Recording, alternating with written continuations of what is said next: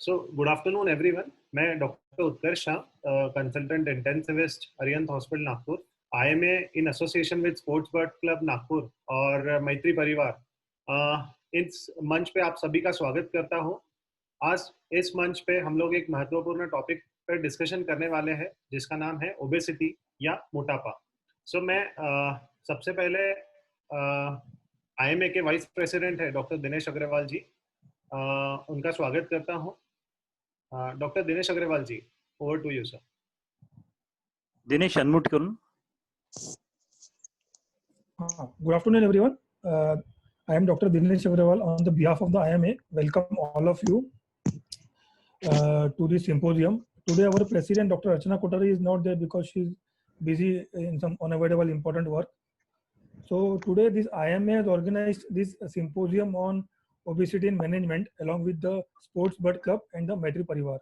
So I welcome all the representatives of the Sports Club, Bird Club and Maitri Parivar. So today we have very eminent panelists.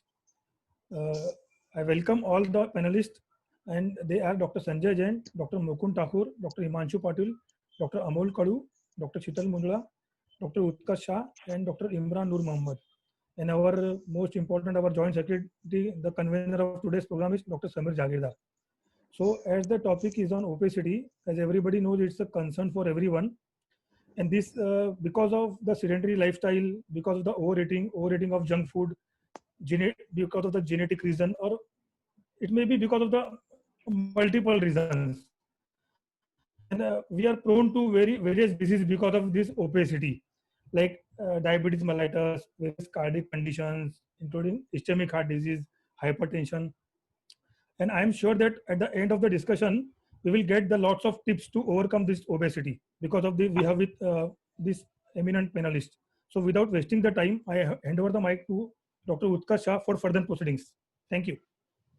Thank you sir. Thank you sir ये programme को organise करने के लिए। मैं अभी चाहता हूँ sports bird club के देवानी जोशी जी मैडम, आप इस मंच का थोड़ा डिस्क्रिप्शन दीजिए। Thank you sir. नमस्कार, मैं Devyani Joshi, founder sport birds. मैं यहाँ सबके साथ प्लेटफॉर्म शेयर करके बहुत हैप्पी हूँ। एक छोटी सी मैं वेलकम स्पीच के बजाय एक छोटी सी स्टोरी सुनाना चाहती हूँ, just half a minute story. एक बार एक लंबा चौड़ा तगड़ा आदमी रेलवे स्टेशन पे उतरता है, अपना लगेज लेकर बाहर आता है और टैक्सी वाले से पूछता है कि मुझे साई मंदिर जाना है, तो आप क्या चार्ज करेंगे? टैक्सी वाला बोलता है 400 रुपए। ये आदमी बोलता है मैं खुद ही चल के जा सकता हूँ। स्टार्ट वॉकिंग और बराबर चालू करता है चलना, और आधा डिस्टेंस जाने के बाद वो टैक्सी वाला फिर से पीछे से आता है और कहता है सर अभी चलेंगे क्या?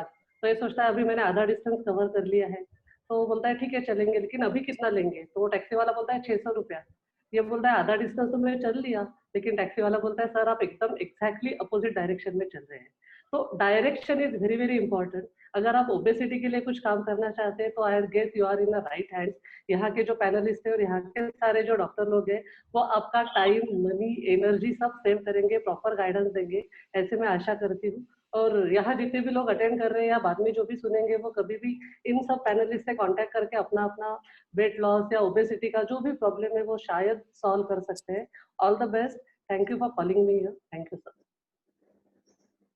Thank you madam. मैं अभी मैत्री परिवार के मिस्टर संजय भेंडे जी से है, उनका स्वागत करता हूँ और धन्यवाद करता हूँ इस प्रोग्राम को आयोजित करने में जो उन्होंने हेल्प की है। मिस्टर संजय भेंडे जी। हेलो, मुझे बोलना है? Yes sir. नमस्कार। इंडियन मेडिकल एसोसिएशन, मैत्री परिवार संस्था, स्पोर्ट्स बर्ड क्लब, इनके संयुक्त तत्वावधान में ओबेसिटी एंड मैनेजमेंट इस विषय पर पब्लिक सिंपोजियम का आयोजन किया है। इस विषय पर नागपुर के गणमान्य डॉक्टर्स अपने विचार रखेंगे। निश्चित रूप से मोटापा होने से होने वाली बीमारियों पर निजात पाने के लिए इस सिंपोजियम का फायदा होगा। जैसे कहा गया है कि मोटापा के कारण कई बीमारियां होती है, जो मोटे होते हैं उनकी मजाक भी उड़ाई जाते हैं। इसलिए इस पर से इसको ठीक करने के लिए नागपुर के इंडियन मेडिकल एसोसिएशन, डॉक्टर अर्चना कोठारी, डॉक्टर गणेश अग्रवाल जी, डॉक्टर राजेश सावरबांदे जी, डॉक्टर समीर जहागीरदार जी, इन सभी लोगों ने इसके लिए प्रयास किया है और नागपुर के गणमान्य पैनलिस्ट भी इसमें हिस्सा लेने वाले, मैं उनको सबको धन्यवाद देता हूँ। और मैत्री परिवार संस्था को दोबारा इंडियन मेडिकल एसोसिएशन के साथ इस विषय पर सहभागी करने के लिए मैं उनका मन से धन्यवाद करता हूँ। और शुभकामनाएं देता हूँ। धन्यवाद। Thank you sir. Thank you. Thank you sir. So basically IMA 15 to 19th October obesity week celebrate कर रही है। सो इसी के चलते एक पब्लिक अवेयरनेस कैंपेन शुरू किया है और जिसमें स्पोर्ट्स वर्क क्लब और मैत्री परिवार में IMA का साथ दिया है। सो बहुत बहुत धन्यवाद करता हूं मैं। अभी हम लोग अपने पैनलिस्ट के बारे में मैं आपको बताना चाहूंगा। नागपुर के प्रोमिनेंट डॉक्टर्स हैं आज हमारे पैनल में जो ओबेसिटी के ऊपर रोशनी डालेंगे। सो हमारे पैनल में आज सबसे पहले doctor Sanjay Jain sir. Sanjay Jain sir एक सीनियर फिजिशियन है, ऑलमोस्ट 30 इयर्स का एक्सपीरियंस है। उन्होंने MD मेडिसिन किया था IGMC हॉस्पिटल नागपुर से। काफी सारे ऑर्गेनाइजेशंस के प्रेसिडेंट और सेक्रेटरी रह चुके हैं। अभी करंटली सेक्रेटरी है एसोसिएशन ऑफ मेडिकल साइंसेस के। पास्ट प्रेसिडेंट है cardiology society of India, diabetic association of India और association of medical fraternity of Nagpur. So इसके पास प्रेसिडेंट रह चुके हैं। डॉक्टर मुकुंद ठाकुर सर है। Doctor Mukund Thakur sir is founder, is a very senior laparoscopic and bariatric surgeon. So वो founder रह चुके हैं विदर्भ एसोसिएशन ऑफ सर्जन के। पास्ट प्रेसिडेंट थे association of surgeon of Nagpur के। उनका special interest laparoscopic surgery, bariatric surgery और हर्निया सर्जरी रहा है। अभी करंटली वो डायरेक्टर है जेनिथ हॉस्पिटल और विवेका हॉस्पिटल के। तीसरे जो प्रोमिनेंट डॉक्टर है हमारे साथ में वो है doctor Sameer Jagirdar sir. So doctor Sameer Jagirdar sir एक सीनियर प्लास्टिक सर्जन है एंड कॉस्मेटिक सर्जन है।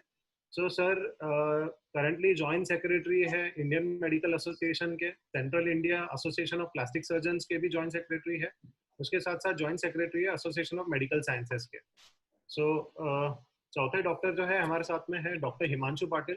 डॉक्टर हिमांशु पाटिल एक बहुत ही उभरते हुए एंडोक्राइनोलॉजिस्ट है। Is a senior endocrinologist practicing in Ramdaspeth. इनका स्पेशल इंटरेस्ट रहा है हार्मोनल डिसऑर्डर्स, ओबेसिटी और डायबिटीज को लेके। डॉक्टर अमल कडू जी है हमारे साथ में पैनलिस्ट में। सो डॉक्टर अमल कडू जी एक ऑर्थोपेडिक सर्जन है with special interest in diet and dietary modifications and routine exercises. So doctor Amal Kadu ji जो है वो सीनियर ऑर्थोपेडिक सर्जन है एंड जॉइंट रिप्लेसमेंट सर्जन है। He is also fitness consultant. उन्होंने एक ऑर्गेनाइजेशन फॉर्म किया है IAS फिटनेस करके, जिसके वो डायरेक्टर हैं। हमारे साथ में और है doctor Sheetal Mundada ma'am. Doctor Sheetal Mundada ma'am, she is also senior physiotherapist. Madam का स्पेशल इंटरेस्ट रहा है physiotherapy and weight reducing exercises में। सो डॉक्टर इमरान उत्कर्ष, हमारे साथ डॉक्टर इमरान भी मौजूद है। वो एक सीनियर इंटेंसिविस्ट है, खुद डाइट में बहुत सारी उनकी जानकारी है और बहुत लोगों को उन्होंने गाइडेंस भी दिया है ओबेसिटी में कैसे वेट रिडक्शन किया जाए, कैसे उनको एक्चुअली इम्प्लीमेंट किया जाए। So he is one more panellist today, so I welcome him also. Yes, thank you. Welcome Imran sir, happy to see you. So ये हमारे प्रोमिनेंट पैनलिस्ट हैं आज हमारे साथ में। अभी हम लोग आज के टॉपिक के ऊपर जाते हैं। आज का टॉपिक है हमारा ओबेसिटी या मोटापा। सो हम लोग ओबेसिटी या मोटापा रोजमर्रा की जिंदगी में कहीं ना कहीं इसके शिकार तो होते ही है। तो इसको सही तरीके से कैसे आइडेंटिफाई करना चाहिए और किस तरह से ट्रीट करना चाहिए, इसीलिए आज प्रोमिनेंट डॉक्टर्स हैं हमारे साथ में नागपुर के जो इसी टॉपिक पे रोशनी देंगे। मैं अभी डॉक्टर संजय जैन सर से पूछना चाहूंगा कि सर ओबेसिटी क्या होती है और इसे हम लोग कैसे आइडेंटिफाई करते हैं? Obesity basically is excess of fat. That's the simplest definition of obesity. Basically, then we differentiate between the subcutaneous fat and the visceral fat, generalized obesity. और एक बहुत पैराडॉक्स है इंडियन पेशेंट्स में, that's a thin fat Indian. Overall, patient may not look obese, but they got a lot of visceral fat. बहुत atherogenic fat रहता है वो. It has a potential to cause heart disease and other cerebrovascular. Sir हमारे सभी audience के लिए हिंदी में अगर जानकारी देंगे तो ज्यादा सब तक पहुंचेगी। जैसा मैं बता चुका हूँ, ओबेसिटी यानी एक्सेस ऑफ फैट, जो अपनी चर्बी रहती जब बढ़ जाती तो उसको वी कॉल इट ओबेसिटी। और अगर BMI से आप जाएंगे तो अमेरिकन स्टैंडर्ड से जाएंगे तो 25 तक वो लेते हैं कि it's a normal weight. But India में 23 is a BMI. That is weight in kg divided by height in meter square. तो BMI अगर 25 के ऊपर जाता है और 30 के नीचे रहता है तो we call it overweight. It is not obesity, but थोड़ा सा ज़्यादा weight है. And above 30 then it is called as obesity. और BMI के इससे भी डिवीजन होता है, but then it's too complex. That is more for a bariatric surgeon. तो ओबेसिटी जैसा मैं बता रहा था कि इंडियंस लोगों में दो ओबेसिटी जिसमें पेट ज़्यादा निकला रहता है, तो ये ओबेसिटी बहुत डेंजरस रहती है क्योंकि इसमें विसरल फैट बहुत रहता है. एंड दिस फैट जो रहता है ये अपने चर्बी में जो धमनियों में चर्बी ज़्यादा जमाता है एंड ये बहुत मेजर कॉज रहता है हार्ट अटैक या ब्रेन अटैक जैसा लकवा मारने का जो ये है, या फिर नीचे का जो पेरिफेरल वेस्कुलर डिसीज, ये सब चीज़ों में ये बहुत कंट्रीब्यूट करता है विसरल फैट. तो we are a thin fat Indian with basically अगर बहुत सारे इंडियंस लोग को देखेंगे तो हाथ पांव बहुत पतले रहते हैं और पेट बहुत निकला हुआ रहता है. तो पेट के अंदर जो चर्बी रहती है that is a visceral fat which is very dangerous fat. और इसके और भी डेफिनेशन रहते हैं, जैसा वेस्ट अगर आपका दोनों इलियक क्रेस्ट या जस्ट नाभि के जस्ट नीचे आप मेजर करेंगे, अगर वो रेशियो वेस्ट हिप रेशियो अगर ज़्यादा आता है, जैसा waist ratio more than 102 in males and 88 in females, then they can be labeled as obese. और ये वेस्ट हिप रेशियो का भी एक you can take and you can label the person as obese, and this is also directly correlated with the heart disease. So there are various definitions, but in short, excess चर्बी जमा होना या उस particular height का अगर wait ज़्यादा हो जाता है, जैसा एक रफ कैलकुलेशन, अगर आपका 172 सेंटीमीटर हाइट है and your weight is exceeding 72, last two figure आप लेते हैं, so we have to search overall we have to find out if you are obese or not. So these are the various measures. Then if you go technically बहुत सारे tricep fold thickness and all, but that is not important. Just go to weight and height and measure the BMI, और उससे आपको ये पता लग जाएगा आपको एक्सेस चर्बी है. और बहुत सारे इंस्ट्रूमेंट से विल डिस्कस इन सब्सिक्वेंट ये कि MRI से आप पता कर सकते हैं कि कितना चर्बी आपको एक्सेस है. तो ऐसे बहुत सारे इंस्ट्रूमेंट्स हैं और बहुत सारे एक्सपर्ट लोग यहाँ बैठे हैं जो इसके बारे में और जानकारी देंगे. So I think this is the simplest definition, excess of fat is obesity.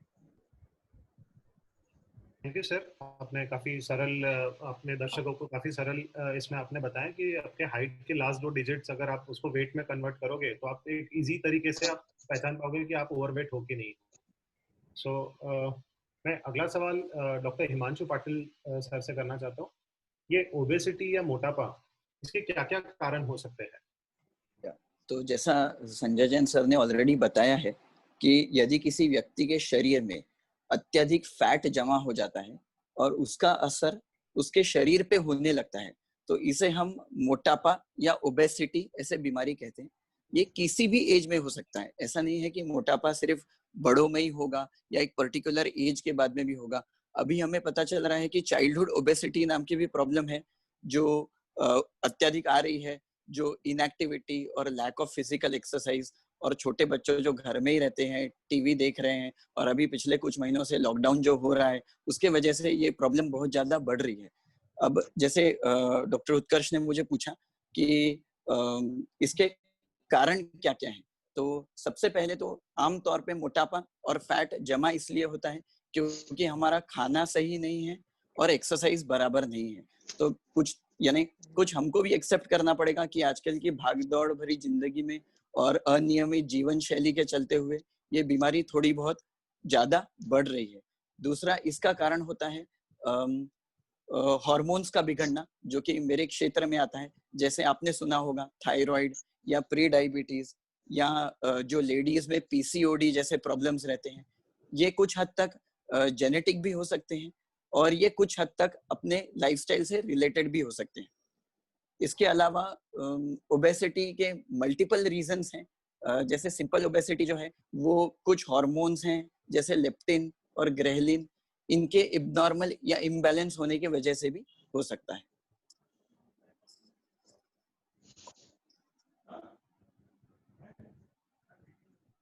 Okay, so thank you doctor Himanshu Patil. जैसे आपने कहा कि डाइट का एक इम्पोर्टेंट रोल रहता है ओबेसिटी में, सो मैं डॉक्टर, अपने पास डाइट एक्सपर्ट है डॉक्टर अमोल कडू सर से, तो उनको मैं पूछना चाहता हूँ कि डाइट का क्या रोल रहता है ओबेसिटी में। Doctor Amol Kadu sir. Thank you Utkarsh. Diet का अभी जैसे हिमांशु सर ने कहा है और संजय जैन ने कहा है, संजय जैन सर ने कहा है कि ओबेसिटी के बहुत सारे कारण हो सकते हैं, जिसमें से हार्मोनल इम्बैलेंसेस भी हो सकते हैं, थायराइड डिसऑर्डर्स भी हो सकते हैं, बट ज्यादातर हमको देखा गया है कि ओबेसिटी एक लाइफस्टाइल डिसऑर्डर है, कि जो हम लोग जिस तरीके से हमारा दिन हम बिताते हैं, कितना एक्सरसाइज हम करते हैं, हमारा खान पान क्या है, हमारी डेली एक्टिविटी क्या है, ये चीजें बहुत ज्यादा अफेक्ट करती है। और मैं कहूँगा कि ऑलमोस्ट 90% पेशेंट्स जो ओबेस है उनमें लाइफस्टाइल का बहुत बड़ा हाथ है। और अगर हम लाइफस्टाइल में किसी दो चीजों की बात करें तो सबसे इम्पोर्टेंट दो चीजें आती है, उसमें एक होता है आपका डाइट और दूसरा होता है आपका एक्सरसाइज या आपका फिजिकल एक्टिविटी हम जिसको कहते हैं। तो इनमें से भी अगर हम इसको बांटना चाहे कि इन दो चीजों में से कौन सी चीज ज्यादा अफेक्ट करती है आपके वेट को या आपके बॉडी टाइप को, तो उसमें से 80% आपका डाइट उसमें इम्पोर्टेंट है।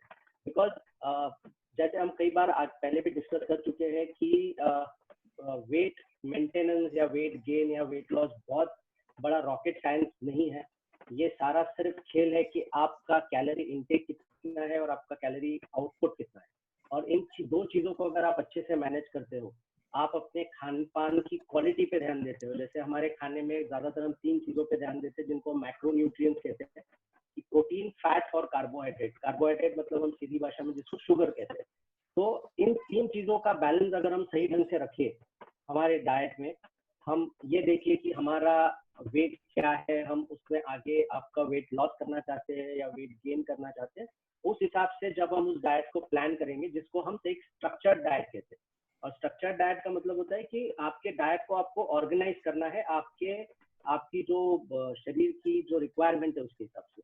तो इसलिए अगर आप अपने डाइट पे ध्यान दें, आपकी कैलोरी रिक्वायरमेंट पे ध्यान दें, आपका जो न्यूट्रिशन है आपके खाने में उसकी आपकी क्वालिटी पे अगर आप ध्यान दें, तो ओबेसिटी में डाइट एक बहुत इम्पोर्टेंट रोल मेरे ख्याल से प्ले कर सकता है। मैं चाहूंगा कि डॉक्टर इमरान इस पर अपना opinion they. Thank you Amol sir, thank you everyone. मैं आपकी बात से पूरी तरीके से सहमत हूँ कि आज सबसे बड़ा जो प्रॉब्लम है हमारी डाइट में वो है अनक्वांटिफाइड डाइट। और वो किसी वजह से नहीं, ये हमारा लैक ऑफ नॉलेज भी नहीं हम बोल सकते, बट जैसे जैसे हम इवॉल्व हो रहे हैं, जैसे जैसे अर्बनाइजेशन आ रहा है, डिजिटलाइजेशन आ रहा है और सेडेंटरी लाइफस्टाइल बढ़ रही है आज की डेट में, हम लोगों ने सादा घर का खाना छोड़ दिया है और हम लोग ज्यादातर पकाते फूड पे रिलाई करते हैं। Everything is available in a very cheap rate, इतने सारे डिस्काउंट्स रहते हैं, दुनिया भर के ऐप्स है, फूड डिलीवरी आपके घर पे 2 मिनट में आ जाती है। ये भी बहुत बड़ा रीजन है। और हम लोग जाते हैं, Indians are more worried about the taste of their diet. हम लोग को मसाला पसंद है, टेस्टी खाना पसंद है, और जैसे जैसे खाने का टेस्ट बढ़ता है वैसे वैसे आपके एंडोर्फिन्स करके हार्मोन होते हैं वो भी बढ़ते हैं और आपके रिसेप्टर्स डीएक्टिवेट होते हैं। तो आज जो चीज आपको टेस्टी लग रही है कल आपको और टेस्टी नहीं लगेंगे, फिर आप और कुछ अच्छा सोचोगे, आज यहाँ जाना है, आज ये रेस्टोरेंट में जाना है, और ओवरऑल आप एंड अप होते हो एक हाई कैलोरी फूड को लेके। और पहले हम 15 दिन में, महीने में एक बार जाया करते थे, आज हर घर में 1-2 दिन के आड़ में ये सब चीजें आती रहती है, क्योंकि इजीली एक्सेसिबल है, रेट्स कम हो गए हैं, अफोर्डेबिलिटी लोगों की बढ़ गई है, और हमने नॉर्मल जो घर का खाना रहता है वो उसकी तरफ हमारा फोकस कम है। और इसके अलावा जो ऐसा अमोल सर ने बोले कि स्ट्रक्चर्ड नहीं खा रहे हैं हम लोग, ये बस मैं ऐड करना चाहता हूँ इस चीज में। थैंक यू अमोल सर और इमरान सर। जैसे उन्होंने कहा है कि डाइट का बहुत ही इम्पोर्टेंट रोल होता है। आप होम बेस्ड डाइट प्रेफर कीजिए, एक स्ट्रक्चर्ड डाइट प्रेफर कीजिए, तो ओबेसिटी काफी कंट्रोल में रहती है। मैं डॉक्टर शीतल मुंदड़ा मैम है जो फिजियोथेरेपिस्ट है, उनसे जानना चाहता हूँ कि सिर्फ डाइट ही इनफ होता है कि एक्सरसाइज का भी रोल होता है? जैसे कडू सर ने बोला है कि 80% डाइट एंड 20% एक्सरसाइजेस, तो I also strongly believe that diet plays a major role, but definitely exercises, क्योंकि जो कैलोरीज आउटपुट है, जैसे आपने बताया कि लाइफस्टाइल डिसीज है, तो एंड डे बाय डे आप ज्यादा देर एक पोस्चर में रहते हैं, जैसे अगर IT प्रोफेशनल है, CA है, तो एक जगह ही बैठे रहते हैं, तो उसके कारण भी जो एक ओबेसिटी होता है, तो उसके लिए भी आपको एक स्ट्रेंथनिंग प्रोग्राम या एरोबिक एक्टिविटी ऐसे डिफरेंट डिफरेंट प्लान करके, मतलब एक्सरसाइजेस इम्पोर्टेंट है, मतलब that 20% is also very important, but how you plan it. Yeah, thank you. तो बेसिकली आपका कहना था कि सेडेंटरी लाइफस्टाइल जो है, जिसको आप कहते हैं कि एक जगह पे बैठे रहना कंटिन्यूअसली, वो नहीं होनी चाहिए, एक्टिव लाइफस्टाइल होनी चाहिए। तो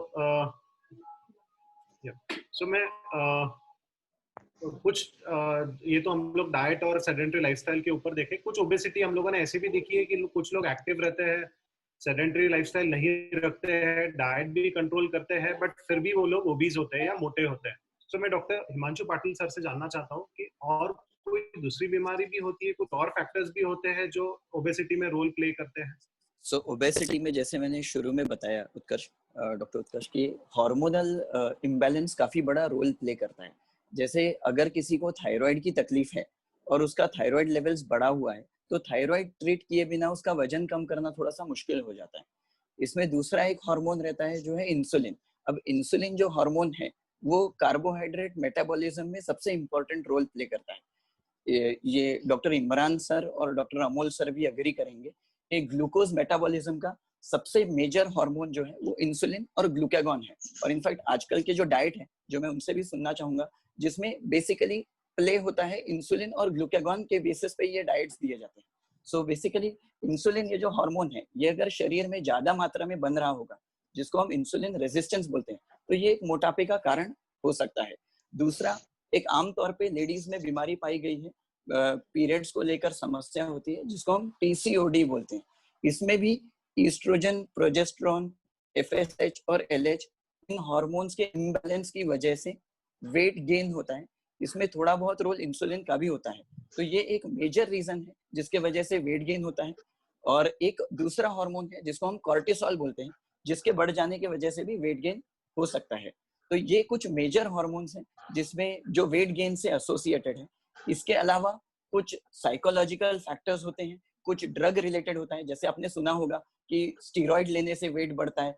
अभी तो कोरोना में बहुत लोगों को स्टीरॉइड्स भी दिए जा रहे हैं, तो उससे उनका शुगर भी बढ़ रहा है, वेट भी बढ़ रहा है। तो ये कुछ कॉमन मेडिकेशंस हैं, एंटी डिप्रेसेंट्स हैं, जिससे वेट गेन होता है।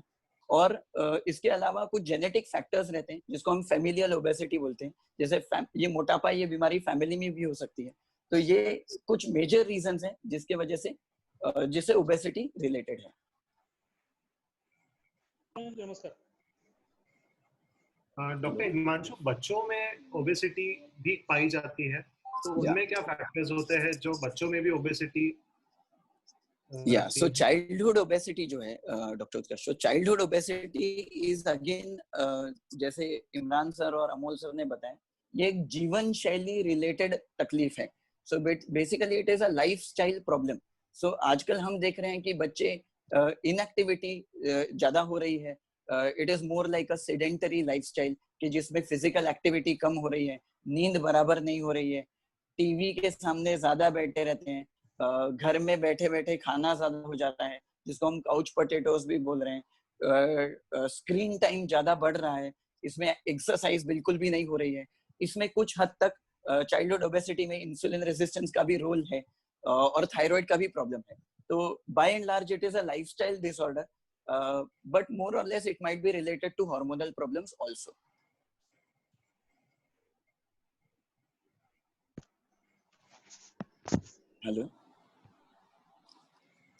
Hello. I think Imran sir या अमोल सर, अगर आप थोड़ा सा चाइल्डहुड ओबेसिटी के डाइट और इनएक्टिविटी पे थोड़ा सा बात करेंगे तो। हाँ, मैं एग्री करता हूँ हिमांशु सर आपकी बात से कम्प्लीटली कि आज जो चाइल्डहुड ओबेसिटी भी है, इसका जो मेजर कारण है ये एक लाइफस्टाइल रिलेटेड डिसऑर्डर ही है। जैसा कि आपने कहा कि number 1 gadgets, number 2 screen time. Urbanisation की वजह से जगह कम है, लोगों के पास पार्क में जाने की फैसिलिटी नहीं है। जो आउटडोर गेमिंग हुआ करता था, आउटडोर स्पोर्ट्स था, ये मेजरली ड्रॉप दिखा है बच्चों में। और indoor gaming in the form of PlayStation, video games और different kind of series and उसको टॉप अप करने के अलावा हम लोग का एक इंक्लिनेशन कम हो गया बच्चों को एक राइट एजुकेशन देना फूड के बारे में। हम लोग इमोशनली बच्चों को ऐसा सोचते हैं कि नहीं यार इसको ठीक है ना, आइसक्रीम ही खाना है ना, बुला लो जोमेटो से, बुला लो, इससे ऑर्डर कर दो, rather than giving them a teaching them a habit of discipline। आज रूरल एरिया में ये कम है और अर्बन एरिया में ये ज्यादा है क्योंकि फैसिलिटीज नहीं। Sir don't you think sir नींद भी उतनी ही जरूरी है वेट कम करने के लिए? एब्सोल्युटली 8 घंटे की रेगुलर नींद अगर आप लेंगे तो आपका कोर्टिसोल लेवल कम रहेगा जो आपको एब्सोल्युटली होने में absolutely yes. At the same time Himanshu sir, exercise तो रोल प्ले कर ही रहा है कि डेफिनेटली सर हो रहा है, लेकिन हमारे डाइट में जंक और खासकर बच्चों में जंक काफी बढ़ गया है। Very true. जैसे इजी फास्ट फूड जो है उसका जो जैसे इमरान ने कहा कि एक हाई मिलता है खाके और जो टेस्ट है उसमें हम लोग इन्वॉल्व हो जाते हैं और खासकर बच्चे उसके बहुत ज्यादा जल्दी एडिक्ट हो जाते हैं और इस जंक की वजह से जो उनका कैलोरी इंटेक बढ़ रहा है वो भी बहुत क्रूशियल रोल चाइल्डहुड ओबेसिटी में अभी शायद है। बिल्कुल सर बिल्कुल। जैसे हम लोगों ने डिस्कस किया कि डाइट, एक्सरसाइज और हार्मोनल इम्बैलेंसेस जो होते हैं ओबेसिटी कॉज करने में, सो वो तो हम लोगों ने इन डिटेल अभी इस पे स्टडी किया। ओबेसिटी की वजह से काफी दूसरी प्रॉब्लम्स भी तैयार होती है, जैसे ओबेसिटी की वजह से हार्ट डिसीजेस भी तैयार होती है। सो मैं डॉक्टर संजय जैन सर से पूछता हूं कि ओबेसिटी और हार्ट डिसीज का कैसा कोरिलेशन है? ऑल ओबीस में नॉट सबके लिपिड प्रोफाइल डिस्टर्ब नहीं रहते, but obese patients otherwise have got other problem, जैसा एक स्लीप एपनिया सिंड्रोम रहता है। अगर ये पेशेंट रात में बहुत खर्राटे भरता है क्योंकि मोटापे के कारण सब तरफ फैट जम जाता है, तो ये खर्राटे होने से उसको पैरों में सूजन भी आती है और एक पल्मोनरी हाइपरटेंशन करके वो एक डेवलप होता है और डायबिटीज के लिए भी ये काफी प्रोन हो जाता है, पर्टिकुलरली टाइप 2 डायबिटीज। और कई बार दिन भर सुस्त रहता है पेशेंट। तो एक ये फैक्टर है जो इनडायरेक्टली अफेक्ट द हार्ट। एक डायरेक्ट फैक्टर है कि अगर आपकी चर्बी बहुत ज्यादा है तो आपको एथेरोस्क्लेरोटिक डिसीज बहुत ज्यादा होंगी और इस कारण से आपका कोरोनरी आर्टरी डिसीज, जो हृदय की जो मेन धमनियां है कोरोनरी आर्टरी, उसमें ब्लॉक होने की संभावना बढ़ जाएगी। और तीसरा है कि it is also directly correlated with the hypertension, blood pressure. So if you reduce the weight, और जैसा Himanshu Patil has already said कि अगर आप वेट रिडक्शन करते हैं तो आपका डायबिटीज भी अच्छा कंट्रोल होता है, आपका इंसुलिन रेजिस्टेंस कम हो जाता है। तो ये सब मिला के ऑल मेटाबॉलिक जो पैरामीटर आपका मेटाबॉलिक इन्वायरमेंट है बॉडी का, वो इम्प्रूव होता है। तो heart is one of the major organ which is affected by the obesity. We always say कि भी heart पहले weight कम करो because heart has to pump less, and secondly as I've said कि पूरा artery block होने का chances, hypertension का chances, then obstructive sleep apnea which is a very major disease in the obese people, वो एक आप कम कर सकते हैं। तो weight reduction helps in lot of ways, controlling of sugar, controlling of hypertension, and overall metabolic environment body का better हो जाता है। And most important is the OSA. Now it is very well treatable और बहुत अच्छे results है उसके। You can go for a machine, तो at least pulmonary hypertension you can avoid for a while, or you can delay the progression of the pulmonary hypertension by improving this OSA. Okay. और Utkarsh, I would like to add, तो ये जैसे ये organic problem हुआ, इसके अलावा मोटापे की वजह से घुटनों में दर्द, ऑस्टियोआर्थराइटिस, बैक प्रॉब्लम्स, मेरे ख्याल से अमोल कड़ू सर और राजेश सर इस बारे में, ऑर्थोपेडिक डॉक्टर्स जो है वो ज्यादा बता पाएंगे कि वेट रिलेटेड स्पाइन प्रॉब्लम्स भी होते हैं, वेट रिलेटेड नी प्रॉब्लम्स भी होते हैं, तो ये भी बाद में जाके आर्थराइटिस की तकलीफ वगैरह देते हैं। मेरे ख्याल से सर आप कुछ ऐड करना चाहेंगे इसमें, अमोल सर या राजेश सर? हाँ हिमांशु, जैसे हम कहते हैं ना, जैसे आर्थराइटिस के जो भी पेशेंट्स हमारे पास आते हैं, तो ओबेसिटी एक बहुत मेजर फैक्टर है। और अगर आप लिटरेचर के हिसाब से जाओ तो उसमें कहा गया है कि अगर आपका 1 किलो वजन अगर बढ़ता है तो 4 गुना प्रेशर आपके घुटनों पे बढ़ता है। तो 1 kilo is converted into 4 kg on your knee joint. तो ऑब्वियसली अगर आपका वेट बढ़ रहा है 1 किलो 2 किलो, उतना ज्यादा प्रेशर आपके घुटनों पे आएगा, और जितने ज्यादा घुटने आपके डैमेज होंगे या डीजनरेट होंगे, उतना ही असर उसका आपकी स्पाइन पे भी दिखाई देता है, जिसको हम डीजनरेशन कहते हैं। सो अल्टीमेटली ओबेसिटी आपके मस्कुलोस्केलेटल सिस्टम पे भी बहुत इफेक्ट डालता है। सर कहीं ना कहीं एक विशियस साइकिल तैयार हो जाता है। बेसिकली ओबेसिटी की वजह से घुटने खराब हो जाते हैं, फिर वो व्यक्ति एक्सरसाइज करने में लिमिटेशन रखता है, फिर उसका ओबेसिटी और बढ़ जाता है। फिर जैसे संजय जैन सर ने ऑलरेडी कहा है कि heart problems, sugar problems, cholesterol problems ये कहीं ना कहीं और बढ़ जाते हैं और एक पूरा एक कॉम्प्लिकेटेड सिचुएशन तैयार हो जाता है जिसमें से पेशेंट को बाहर निकालना बहुत ही मुश्किल हो जाता है। हिमांशु में एक मल्टी मॉडल अप्रोच चाहिए होता है जिसमें लाइफस्टाइल मॉडिफिकेशन भी हो और support of medication and consultant advice और सारी चीजें एक साथ मैनेज करेंगे तो ही हम इससे बाहर निकल सकते हैं। Very true sir, very true. Himanshu, may I add something? हम लोग हेल्थ फैक्टर के बारे में और ओबेसिटी के बारे में काफी भी चर्चा कर रहे हैं, लेकिन उसके साथ एक एडिशनल पहलू भी इसका रहता है। जैसे आजकल की जो लाइफस्टाइल है वो बहुत डिमांडिंग लाइफस्टाइल है, प्रोफेशनल फ्रंट हो या इवन साइकोलॉजिकल फ्रंट हो, स्ट्रेस बहुत जल्दी आता है। अगर आप ओबेज हैं और उसकी वजह से आपके नॉर्मल लाइफ में कुछ स्ट्रेस ये हो रहा है, लोग आपको देख रहे हैं गलत नजर से, आप बहुत मोटे हो, आपको सोशली एडजस्ट होने में प्रॉब्लम जा रहा है, या आपके फैमिली में आपके ओबेसिटी से कुछ प्रॉब्लम हो रहा है, या प्रोफेशनल फ्रंट से हो रहा है, या उसकी वजह से आपको डिप्रेशन आ रहा है, तो ये भी एक इंटर रिलेटेड प्रॉब्लम है बाकी चीजों को एग्जैगरेट करने के लिए। जैसे स्ट्रेस आपको सभी बॉडी सिस्टम्स पे अफेक्ट करेगा, आपका हार्ट, आपका बीपी, आपका sugar, everything will be affected. So ये ना ही सिर्फ हेल्थ रिलेटेड प्रॉब्लम है ओबेसिटी, बट एक सोशल स्टिग्मा करके भी देखा जाता है और उसके साइकोलॉजिकल और प्रोफेशनल फॉलोअर्स भी रहते हैं जो कि आपके नॉर्मल हेल्थ में इंटरफियर कर सकते हैं। सर उससे एक मानसिकता भी बदल जाती है, लोगों को पब्लिक में जाने से कतराते हैं, उसके वजह से थोड़ा सा डिप्रेशन भी हो जाता है, उसके वजह से और खाने पीने का संतुलन बिगड़ जाता है, एक्सरसाइज बिगड़ जाता है, कहीं ना कहीं ओबेसिटी को और बढ़ावा देता है।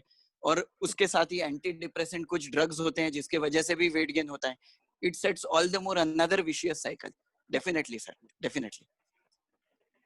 उत्कर्ष, हम लोगों ने देखा कि कैसे लाइफस्टाइल के वजह से ओबेसिटी होती है और ओबेसिटी के वजह से कैसे अगेन लाइफस्टाइल में अपने को आगे दिक्कतें आती हैं। सो वैसे ही प्रेग्नेंट फीमेल्स को भी या फीमेल्स को भी दिक्कत आती होगी जो ओबीज है, जैसे प्रेगनेंसी कंसीव करने में दिक्कतें आती है। सो डॉक्टर इमरान सर, आप उस पर कुछ लाइट देना चाहेंगे? और कुछ प्रॉब्लम्स है जो लाइफस्टाइल में अपने को तकलीफें उठानी पड़ती है ओबेसिटी की वजह से? जैसा कि समीर सर ने कहा कि आज की डेट में सबसे इम्पोर्टेंट इश्यू है psychological, like fat shaming. Fat shaming एक ऐसा इश्यू है, सिर्फ फैट लोगों के लिए नहीं है, इवन फिट लोगों के लिए भी। जो लोग सडनली वेट लॉस करते हैं, अच्छे दिखने लगते हैं, तो वो फिट शेमिंग में आ जाते हैं। लोग उनको बोलना चालू कर देते हैं, अरे बीमार तो नहीं हो गए, ऐसे कैसे वेट कम हो गया, अरे कैंसर तो नहीं हो गया तुमको। तो ये सब चीजों से बाहर निकलना आज की डेट में जरूरी है, और ये तभी होगा जब एक तरीके से लोगों में एजुकेशन आएगा कि हमको ये सब चीजें अवॉइड करना है, एक्सट्रीम डाइट पे नहीं जाना है। और इसके अलावा ओबेसिटी के जो डिफरेंट इफेक्ट्स है हमारे शरीर में, जैसा कि संजय जैन सर ने बताया है, हिमांशु सर ने बताया है, मोस्टली मेटाबॉलिक डिजीजेस, हार्ट की diseases, each and every diseases are somehow कुछ ना कुछ लिंक है। Even cancers are linked with your overweightness. हाँ, दूसरा सबसे बड़ा जो इश्यू है कि जो लोग सडनली लाइफस्टाइल ट्रांसफॉर्मेशन करना चाह रहे हैं, खास करके यंगस्टर्स, वो जाते हैं जिम में और वो शॉर्टकट देखना शुरू करते हैं, वो सप्लीमेंट्स, हार्मोनल इंजेक्शंस। तो ये एक सबसे बड़ा इश्यू है, यही डैमेज कर रहा है। आज लोगों को लगता है कि भाई इंजेक्शन लेने से या कुछ शेक पीने से आप दुबले हो जाओगे, ये भी बहुत बड़ी गलत धारणा है। राइट एजुकेशन लेके आपने ये समझना चाहिए कि आपने जो ये वेट गेन किया है, ये अचानक नहीं किया है, ये आपको काफी वक्त लगा है। तो वैसे ही आपको उतना ही वक्त देना है उसको वेट लॉस करने के लिए, और वो एक सस्टेनेबल तरीके से ही आप कर सकते हैं। सर कुछ प्रेगनेंसी रिलेटेड मैं भी ऐड करना चाहूंगा। तो जैसे obesity with pregnancy, weight gain जो होता है उसमें, हाँ, ओबेसिटी विद प्रेगनेंसी डेफिनेटली अगर आप ओबीज है और आप प्रेगनेंसी होती है तो आपके बहुत बड़े चांसेस है कि आपको उसमें ब्लड प्रेशर की बीमारी शुरू हो जाए, आपको डायबिटीज, जेस्टेशनल डायबिटीज हो जाए, और वो आपको आपका बेबी भी थोड़ा बड़ा साइज का उसमें पैदा हो सकता है, जो हम इंसुलिन जेस्टेशनल हाइपरटेंशन, बच्चों में प्रॉब्लम है, gestational hypertension and gestational diabetes, ये बहुत बड़ा इशू है। इवन प्रेगनेंसी के दौरान भी हमने प्रॉपर डाइट फॉलो करना चाहिए to avoid all this complications. बिल्कुल सर, बिल्कुल। सर एक सवाल मैं डॉक्टर ठाकुर सर से भी पूछना चाहूंगा। ओबेसिटी की वजह से, obesity itself is a big problem, वो अपने आप में एक बड़ी समस्या है, लेकिन उसकी वजह से बाकी सर्जिकल डिसीजेस में भी प्रॉब्लम आते होंगे, तो आप उस पर कुछ रोशनी डालेंगे प्लीज। हाँ, ओबेसिटी या ओबीज पेशेंट्स जहाँ भी जाएंगे वो अलग से आइडेंटिफाई हो जाते हैं। If they go on the airport, they do not get chairs to sit. If they go to some other place, they have to find special place to sit. They don't get the chairs of adequate size. फिर एक depression सा उनमें आने लगता है, जिसके बारे में अभी हमने चर्चा की, और उसी डिप्रेशन के वजह से वो ज्यादा खाने लगते हैं। They go on adding to their weight. अब ऐसे पेशेंट्स को कोई सर्जिकल प्रॉब्लम हो जाती है तो सबसे पहले हमको मतलब उसको हर तरीके से इवैल्यूएट करना पड़ता है कि भाई इसको कार्डियक प्रॉब्लम्स भी है क्या, इसको कुछ पल्मोनरी प्रॉब्लम्स है या नहीं है। बेसिकली ऐसे पेशेंट्स को ऑपरेट करना एक दिक्कत वाली बात होती है, और ये ऐसे पेशेंट्स जो ओबीज है उनके सर्जरी के आउटकम्स भी बहुत अच्छे नहीं रहते हैं। उनको कुछ ना कुछ प्रॉब्लम जरूर आती है, या तो उनका वुंड इन्फेक्ट हो जाता है, या ड्यूरिंग सर्जरी हमको कुछ दिक्कतें झेलनी पड़ती है, टेक्निकल डिफिकल्टीज आ सकती है। पोस्ट ऑपरेटिवली इनको बिकॉज सर्जरी टाइम बढ़ जाता है तो इनमें डीप वेन थ्रोम्बोसिस या लंग के प्रॉब्लम आने के चांसेस रहते हैं।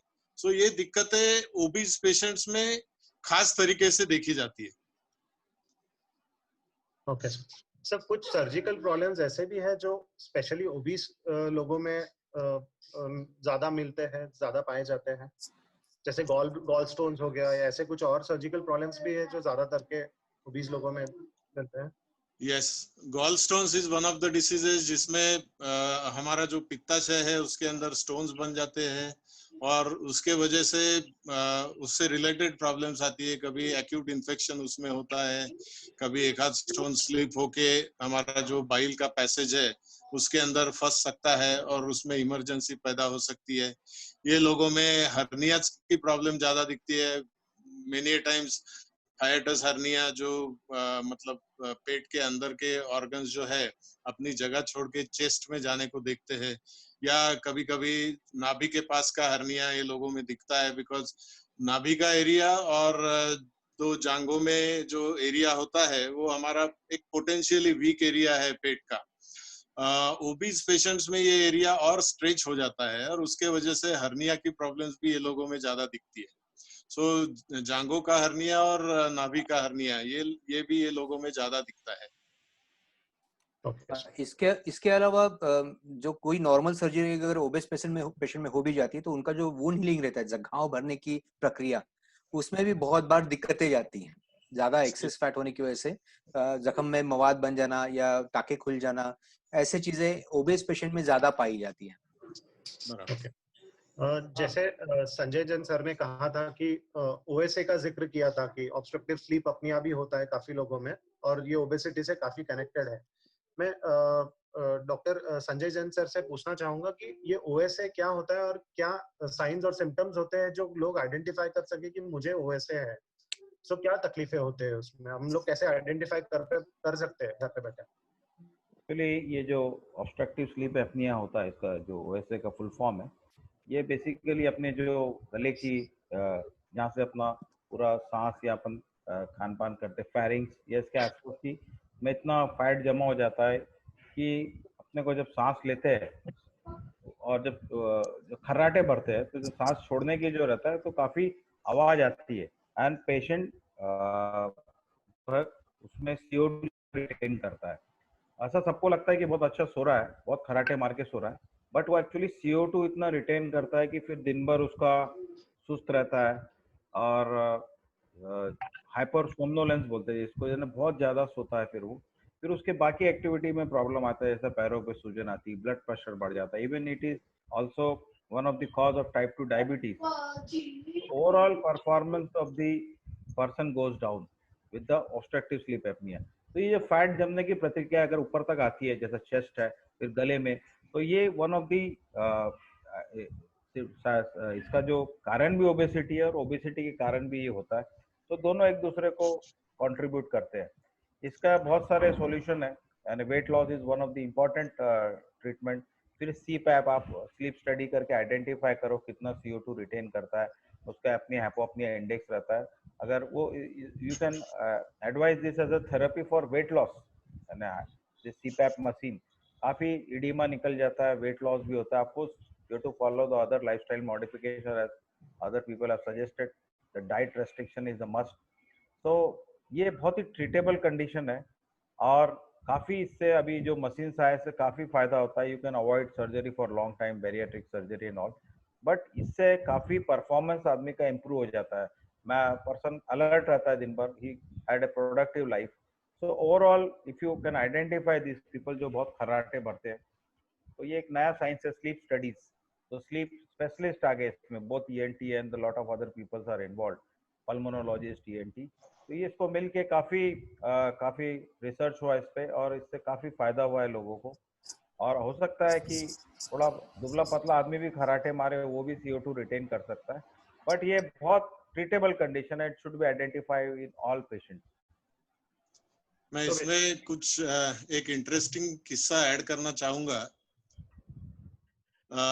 मेरे पास एक पेशेंट आया था फॉर बेरियाट्रिक सर्जरी और उसको लेके उसकी वाइफ आई थी एंड शी वाज कंप्लेनिंग कि ये when they share the room at night, उसकी तो खुद की पेशेंट की नींद तो होती ही नहीं थी और उस वाइफ की भी नींद नहीं हो पाती थी बिकॉज ऑफ स्लीप एपनिया। और उसके वजह से दिन भर वो फिर कुछ ना कुछ काम करते करते सो जाना या एक्टिव नहीं रहना, ये सब बातें होती थी क्योंकि उसकी 8 घंटे की जो नींद होनी चाहिए होती नहीं थी।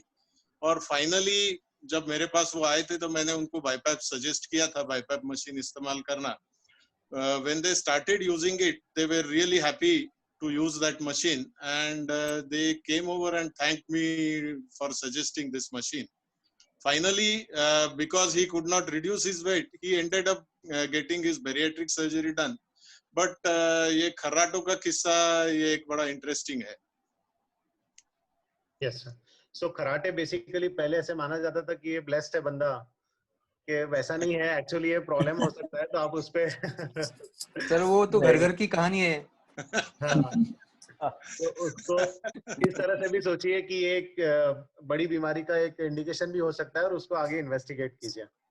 अभी हम लोगों ने अमोल सर और इमरान सर ने काफी इम्पोर्टेंट इंसाइट दिया डाइट के ऊपर। मैं जानना चाहता हूँ, और मुझे ही नहीं, काफी सारे ऑडियंस को भी इसी के ऊपर डाउट रहता है कि ये दीक्षित डाइट, दिवेकर डाइट, फिर वीगन डाइट, ये सब डाइट्स क्या होते हैं, हर एक का इम्पोर्टेंस क्या है और कौन सा डाइट अपन ने प्रेफर करना चाहिए। इमरान? हाँ, तो देखिए डाइट बेसिकली, डाइट को नाम दे दिया गया है, डिफरेंट डिफरेंट टाइप की डाइट को नाम दिया है किसी ने डाइट इंटरमिटेंट फास्टिंग है। डॉक्टर जेसन फंग है जो है अमेरिकन नेफ्रोलॉजिस्ट, उन्होंने इसको चर्चा में लाए। उसी को डॉक्टर दीक्षित साहब ने थोड़ा रिफाइन करके उसको 2 टाइम का खाना कर दिया। उनका एम ये है कि भाई 2 टाइम खाना खाए इंसान तो इंसान कम खाएगा। अल्टीमेटली जो लॉ ऑफ थर्मोडायनामिक्स है कि आप अगर आपकी मेंटेनेंस रिक्वायरमेंट से कम खाओगे तो आपका वेट लॉस होगा। अब चाहे तो आप वो ही खाने को 2 बार में खाए या 4 बार में खाए, आपका calorie requirement is important. Dixit साहब का कंसेप्ट ये है कि मास लेवल पे वो जो उन्होंने प्रमोट किए हैं कि भाई अल्टीमेटली जो लोगों को रिजल्ट मिला है उन्होंने अल्टीमेटली कम कैलोरीज खाए हैं, बट जो लोगों ने वो 55 मिनट के विंडो में या 2 मील में अगर आप अपनी कैलोरी से ज्यादा खा रहे हो, अगर आप 4-4 हजार कैलोरी खा ले रहे हो, मीठा खा ले रहे हो और सोच रहे हो कि नहीं आपका वेट लॉस हो जाएगा, तो ये आप अभी भी गलत सोच रहे हो। अल्टीमेटली आपको कम भी नहीं खाना है, आपको स्ट्रक्चर्ड तरीके से खाना खाना है और एक सस्टेनेबल वे में खाना है। यानी आपने ऐसा भी नहीं करना चाहिए कोई अचानक से कोई डाइट पे चले गए, क्रैश डाइट पे जो आप 1 हफ्ता फॉलो करोगे और 8वें दिन आप उसको छोड़ दोगे और वापस से जहाँ से आपने शुरुआत की थी आप वहीं पे आ गए। इस तरीके का अप्रोच गलत है। साइंटिफिक तरीके से अप्रोच करो, छोटे छोटे चेंजेस करो अपने लाइफस्टाइल में, जैसा आप पोर्शन कंट्रोल करना चालू करो, बाहर खाते हो तो उससे कम कर दो, घर का खाना प्रेफर करो, थोड़ा भूख से कम खाओ, पानी ज्यादा पियो, ग्रीन वेजिटेबल ज्यादा खाओ, फ्रूट्स अच्छी तरीके से खाओ, फाइबर रिच खाना खाओ, लो कैलोरी डेंसिटी फूड खाना आज हमारे लिए इम्पोर्टेंट है।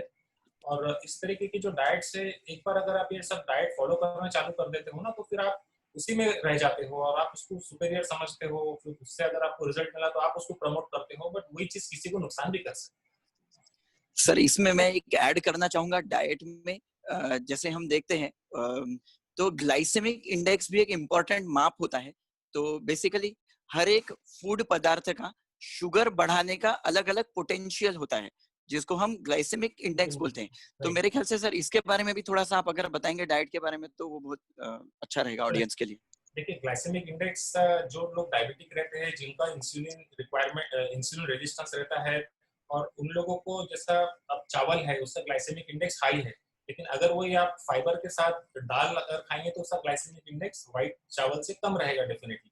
तो अगर आप चावल खाएंगे तो आपका sugar all of a sudden search करेगा और आपकी बॉडी डिफिकल्ट रहेगा उसको इतना सारा शुगर, ब्लड शुगर हैंडल करना, क्योंकि आपका इंसुलिन सिक्रीशन और इंसुलिन रेजिस्टेंस स्टेट में है आप। अगर वही चीज आप चावल की जगह ओट्स खाएंगे तो ओट्स का ग्लाइसेमिक इंडेक्स चावल से कम है, तो वो आपके शरीर में धीरे धीरे धीरे धीरे करके शुगर रिलीज करेगा, तो आपकी बॉडी उसको अच्छी तरीके से हैंडल कर पाएंगे। बिल्कुल मैं एग्री करता हूँ हिमांशु सर के साथ कि ग्लाइसेमिक इंडेक्स अलग अलग तरीके का होता है हर फूड का, और हमको उसका बेसिक नॉलेज होना चाहिए अगर आप डायबिटिक हो। हाँ, अगर आप बॉडी बिल्डिंग में हो, आप नॉन डायबिटिक हो, तो फिर अल्टीमेटली ग्लाइसेमिक इंडेक्स मैटर नहीं करता है, ग्लाइसेमिक लोड मैटर करता है आपकी लाइफ में, कि आपके शरीर में कितना शुगर गया और आपने उसको कितने अच्छी तरीके से हैंडल किया। मैं इसमें ऐड करना और हाँ सर प्लीज। डॉक्टर उत्कर्ष का जो सवाल था कि जो अलग अलग तरीके के डाइट्स का नाम उन्होंने लिया, तो सबसे पहले हम लोगों को एक कंफ्यूजन दूर करना चाहिए डाइट और डाइटिंग टेक्निक्स में से। जैसे इसमें से कई सारी जो हम लोग सुनते हैं कि जैसे कीटो डाइट होता है, लो कार्ब डाइट होता है, मेडिटेरियन डाइट है या जीएम डाइट है, ये डाइट के टाइप्स है। और जो दीक्षित साहब का जो पैटर्न है या इंटरमिटेंट फास्टिंग है या दिवेकर जो प्लान है, these are all dieting techniques. तो इनमें फर्क ये है कि आप बेसिकली आपका क्या मैटर करता है वो है डाइट, और डाइट का जो नाम या जो भी हो, बट अल्टीमेटली हमने पहले भी कहा है कि स्ट्रक्चर डाइट मैटर करता है कि आपके मैक्रोन्यूट्रिएंट रेशोज कैसे हैं, आपके डाइट में शुगर्स कितने हैं, आपके डाइट में फैट्स कितने हैं, आपके डाइट में प्रोटीन कितने हैं। और जैसे मैं और इमरान हमेशा इस चीज पे स्ट्रेस करते हैं कि आपका कोई भी डाइट हो उसका पिवट प्रोटीन पे होना चाहिए, क्योंकि वो मैंडेटरी इसेंशियल पार्ट है डाइट का, उस पर आप कॉम्प्रोमाइज नहीं कर सकते, otherwise you will be mall nourished all the time. चाहे कितना भी खा लो, अगर आपकी डाइट में प्रोटीन एडिक्वेट नहीं है तो वो डाइट आप उसको हेल्दी नहीं कह सकते। तो जितने भी डाइट्स हैं वो इस बात से उनके नाम आए हैं कि उनका स्ट्रक्चरल रेशो क्या है, किसमें फैट ज्यादा है, किसमें प्रोटीन ज्यादा है, किसी में शुगर्स कम है, तो उसके हिसाब से नाम दिए गए हैं। और जैसे इंटरमिटेंट फास्टिंग है या दीक्षित डाइट है, दीज आर डाइटिंग टेक्निक्स कि आप कैसे अपने कैलोरी इनटेक को कंट्रोल करें, उसके तरीके जो ये बताए गए। जैसे जेसन फंग्स इंटरमिटेंट फास्टिंग का जो डाइट है, इसमें उन्होंने फास्टिंग विंडो और फीडिंग विंडो बना दिया है, जिसमें आप अपने कैलोरीज को कंट्रोल कर लेते हो। दीक्षित इमरान ने जैसे कहा कि दीक्षित का जो डाइट है उसमें भी वही है। बट मेरे ख्याल से फास्टिंग या डाइटिंग टेक्निक से ज्यादा मैटर करता है कि आपका डाइट का स्ट्रक्चर क्या है। सर अमोल सर और इमरान सर, सर आजकल लोग बहुत कीटो डाइट के बारे में भी बात कर रहे हैं, मेरे ख्याल से डाइट का ही चर्चा चालू है, तो इसके बारे में भी थोड़ा सा सर दोनों में से कोई आप अगर इसके बारे में भी ऑडियंस को बताएंगे तो बहुत अच्छा रहेगा। कि basically sir for audience, what is keto diet, what exactly is done in keto diet and how does it help? तो कीटोजेनिक डाइट एक ऐसी डाइट है जिसमें जो आप अपने डाइट में जो कार्बोहाइड्रेट रहता है, जो हमारे इंडियन डाइट में सबसे ज्यादा इंपॉर्टेंट चीज मानी जाती है, जो हमारे कल्चर में सबसे ज्यादा इंपॉर्टेंट चीज मानी जाती है, आप उसको ऑल ऑफ अ सडन बंद कर देते हो। अब कार्बोहाइड्रेट चलिए ठीक है, मैं मानता हूँ कि वो एक एसेंशियल न्यूट्रिएंट नहीं है, लेकिन it is a primary source of our energy system in our body.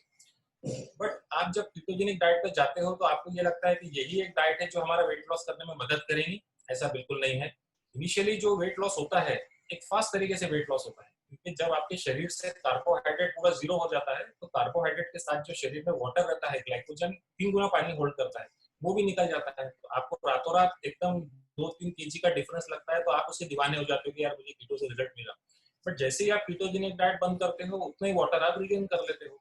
तो कीटोजेनिक भी डाइट जो है वो बहुत लिमिटेड लोगों में, ये जो डाइट बनी थी बेसिकली ये चाइल्डहुड एपिलेप्सी में जो रेजिस्टेंट एपिलेप्सी है उसके लिए बनाई गई थी, और कुछ डायबिटिक पेशेंट्स में भी इसका रोल पाया गया है, लेकिन प्रोवाइडेड आप उसको लॉन्ग टर्म फॉलो करिए। अब हमारे यहाँ प्रॉब्लम ये है कि हम थोड़ा सा भी हमें वेट लॉस करना है तो हम कीटोजेनिक डाइट पे चले जाते हैं, 4 दिन करते हैं, 5वें दिन हम कार्बोहाइड्रेट वापस से खा लेते हैं। तो इसका क्या मीनिंग है कि वो हमारे लिए सस्टेनेबल नहीं है, हमारे कल्चर में फिट नहीं होती है। दूसरा कि एक्सपेंसिव बहुत है, और ऐसा कुछ नहीं है कि कीटोजेनिक डाइट से ही आपको वेट लॉस होगा। आपका weight loss any structured diet, any calorie deficit diet से भी आपका वेट लॉस हो सकता है। हाँ, कीटोजेनिक डाइट के बेनिफिट बहुत माने गए हैं, डेफिनेटली स्टडीज हुई है, लेकिन वो बेनिफिट हमको नॉर्मल वेट लॉस करने से भी मिल जाते हैं। जरूरी नहीं कि हमें कीटो ही करना है। तो वो एक गलत धारणा है कि कीटो सुपीरियर है, ऐसा कुछ भी नहीं है। बट अगर आपको पसंद है, आपको लाइक करते हो तो बिल्कुल करिए, बट उसको लॉन्ग टर्म फॉलो करिए फ्रेंड्स। सर और एक मैं ऐड करना चाहूंगा सर, बहुत सारे पेशेंट्स अपने पास आते हैं और वो बोलते हैं कि सर मेरे दोस्त ने ये डाइट फॉलो किया तो क्या मैं भी करूंगा, मेरे को भी इससे फायदा होएगा क्या? तो अमोल सर आप थोड़ा सा इस पे बता सकते हैं? मेरे हिसाब से सर हर बंदा अलग होता है, हर बंदे का बॉडी फिजियोलॉजी अलग होती है, हर बंदे का बॉडी टाइप अलग होता है, एक्सरसाइज शेड्यूल, लाइफस्टाइल अलग होता है। तो I think tailor diet is very important. तो आप कभी भी डाइट अगर फॉलो करते हैं तो वो किसी प्रॉपर डाइट पर्सन से मिल के टेलर करके लेना चाहिए। सर इस पे थोड़ा सा अगर आप डिटेल में बता पाएंगे तो अमोल सर। जी हिमांशु सर, हमने पहले भी कहा है कि डाइट कौन सा है या डाइटिंग टेक्निक कौन सी आप यूज कर रहे हो, इससे ज्यादा मैटर करता है कि आपके डाइट का स्ट्रक्चर क्या है, और वो स्ट्रक्चर आप जनरलाइज नहीं कर सकते। और मेरा हमेशा से दीक्षित सर के प्लान के साथ यही प्रॉब्लम रहा है कि वो एक जनरलाइज प्लान है सबके लिए, क्योंकि वो एक मास अवेयरनेस प्रोग्राम है, वहां पे वो पॉसिबल है। उसमें आप मास अवेयरनेस कर रहे हो, लोग उससे इंस्पिरेशन लेके कुछ तो फॉलो कर रहे हैं अपने हेल्थ के लिए। बट अगर आपके पास एक स्पेसिफिक टारगेट है तो आप घर के सारे लोग एक ही डाइट फॉलो नहीं कर सकते। आपको हर sir one size doesn't fit everyone, fit all, absolutely. So आपका गोल क्या है, यही आपका हमेशा डिसाइड करता है कि आपकी डाइट क्या होनी चाहिए। मतलब आपकी एज क्या है, आप उस डाइट से क्या अचीव करना चाहते हो, और आपका अल्टीमेट उसमें आप उससे क्या पाना चाह रहे हो, वो हर बार डिसाइड करेगा कि आप कौन सी डाइट किस प्रोपोर्शन में और किस स्ट्रक्चर से आप उस डाइट को फॉलो करेंगे। सो आपने बिल्कुल सही कहा कि it has to be tailored made diet for everyone. Sir so इससे मैं एक रिमार्क मेक करना चाहूंगा कि अगर आप एक डाइट प्लान बनाते हैं तो वो पेशेंट के लिए, वो सिर्फ एक इंडिविजुअल पेशेंट के लिए है, उसका कहीं पे भी कॉपी या रिप्रोडक्शन नहीं होना चाहिए। Every person is different, so every person needs to have an independent diet plan. Absolutely absolutely. मैं इसमें और एक चीज पूछना चाहूंगा कि जैसे कुछ सर्जरीज जो हमारे पेट के सर्जरीज या इधर उधर कहीं भी जो हम ओबीज पेशेंट्स में परफॉर्म नहीं कर सकते हैं और उनके लिए हम कुछ वेट लॉस या वेट रिडक्शन का प्रोग्राम एडवाइस करते हैं, ऐसे समय जनरली हमको सवाल ये आता है कि भाई हमने क्या डाइट फॉलो करना चाहिए, या कोई आप चार्ट बना दे। तो are there any broad guidelines as to what we should tell these patients? Sir in that case जैसे हम जब से डिस्कस वही कर रहे हैं कि it cannot be generalised for everyone. It all depends कि आपके पेशेंट के मेडिकल कंडीशन कैसी है, उसके रिक्वायरमेंट्स क्या है, हम कितना वेट लॉस करना चाह रहे हैं, पेशेंट की फिजिकल एक्टिविटी वो उस कंडीशन में कितनी फॉलो कर सकता है, क्या वो एक्सरसाइज कर पाएगा, ये सब चीजें डिसाइड करेंगे कि उसके डाइट का स्ट्रक्चर क्या होगा और उसका डाइट का कैलोरी इंटेक कितना होगा। क्योंकि अल्टीमेटली जैसे इमरान ने कहा कि दो चीजें मैटर करती है कि आपका मैक्रोन्यूट्रिएंट रेशोज क्या है और आपका कैलोरी इंटेक कितना है। और जब तक आप एक अच्छा स्ट्रक्चर और कैलोरी डेफिसिट नहीं बनाते तब तक वो डाइट हेल्दी या फ्रूटफुल नहीं हो पाएगी।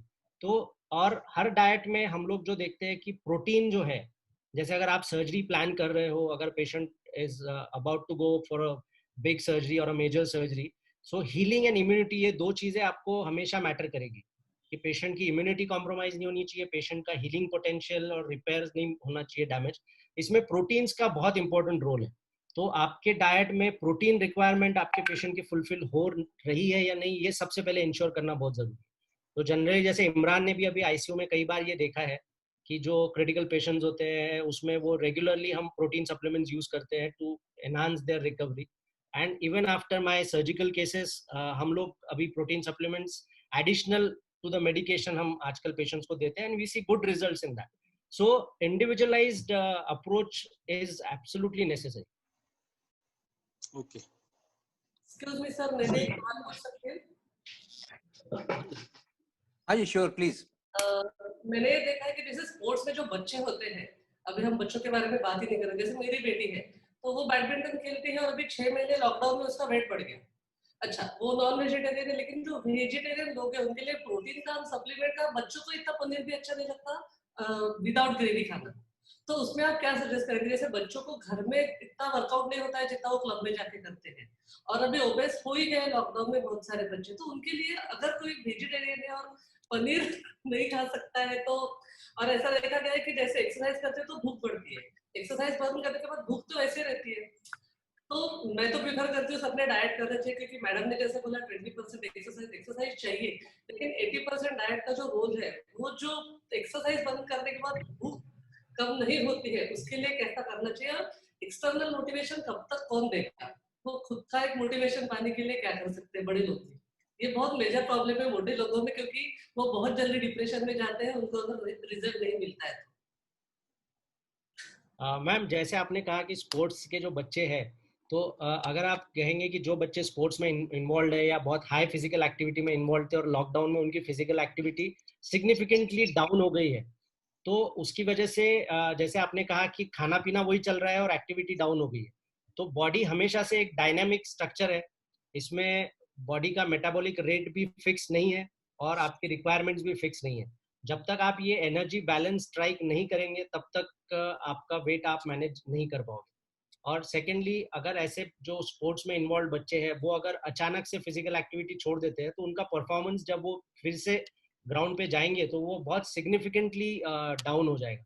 तो उनको हमको हमेशा मोटिवेट करना पड़ेगा कि एटलीस्ट वो घर पे कुछ जो बॉडी की स्ट्रेंथनिंग एक्सरसाइजेज है या कंडीशनिंग है बॉडी का, उनको वो मेंटेन करना बहुत जरूरी है, अदरवाइज उनको फिर से फील्ड में जाना बहुत डिफिकल्ट हो जाएगा। और डाइट पे आपको थोड़ा सा स्पेसिफिकली ध्यान उन लोगों में देना पड़ता है कि उनका कैलोरी इंटेक जो है उस पर ध्यान रखें, प्रोटीन सप्लीमेंट्स उनके जो है वो आपको ध्यान में रखने ही पड़ेंगे। इमरान, आप वेजिटेरियन लोगों के प्रोटीन के बारे में थोड़ा बोलिए। देखिए, प्रोटीन बेसिकली अमाइनो एसिड जो रहते हैं डिफरेंट इसेंशियल और नॉन इसेंशियल अमाइनो एसिड, ये जब एसिमिलेट होते हैं हमारे टिश्यूज में जाते हैं, इसको हम कंबाइन करके प्रोटीन बोलते हैं। अब ये वेजिटेरियन सोर्स और नॉन वेजिटेरियन सोर्स के अमाइनो एसिड का कंपोजिशन बिल्कुल सेम है, वो एक डिफरेंट नहीं। नॉन वेजिटेरियन में ऑप्शंस हमारे पास ज्यादा है, वेजिटेरियन में ऑप्शंस है लेकिन हमें पसंद नहीं है, क्योंकि हमें टेस्ट की आदत है, टेस्टी खाने की आदत है। अगर मैं आपको बोलूँ आप रोज सोया चंक खाइए, आप एक दिन भी नहीं खा पाएंगे, कोई नहीं खा पाता सोया चंक, क्योंकि उसमें टेस्ट ही नहीं आता है। पनीर भी जैसा आपने बताया कि बच्चे नहीं खाते, ब्लैंड हो जाता है।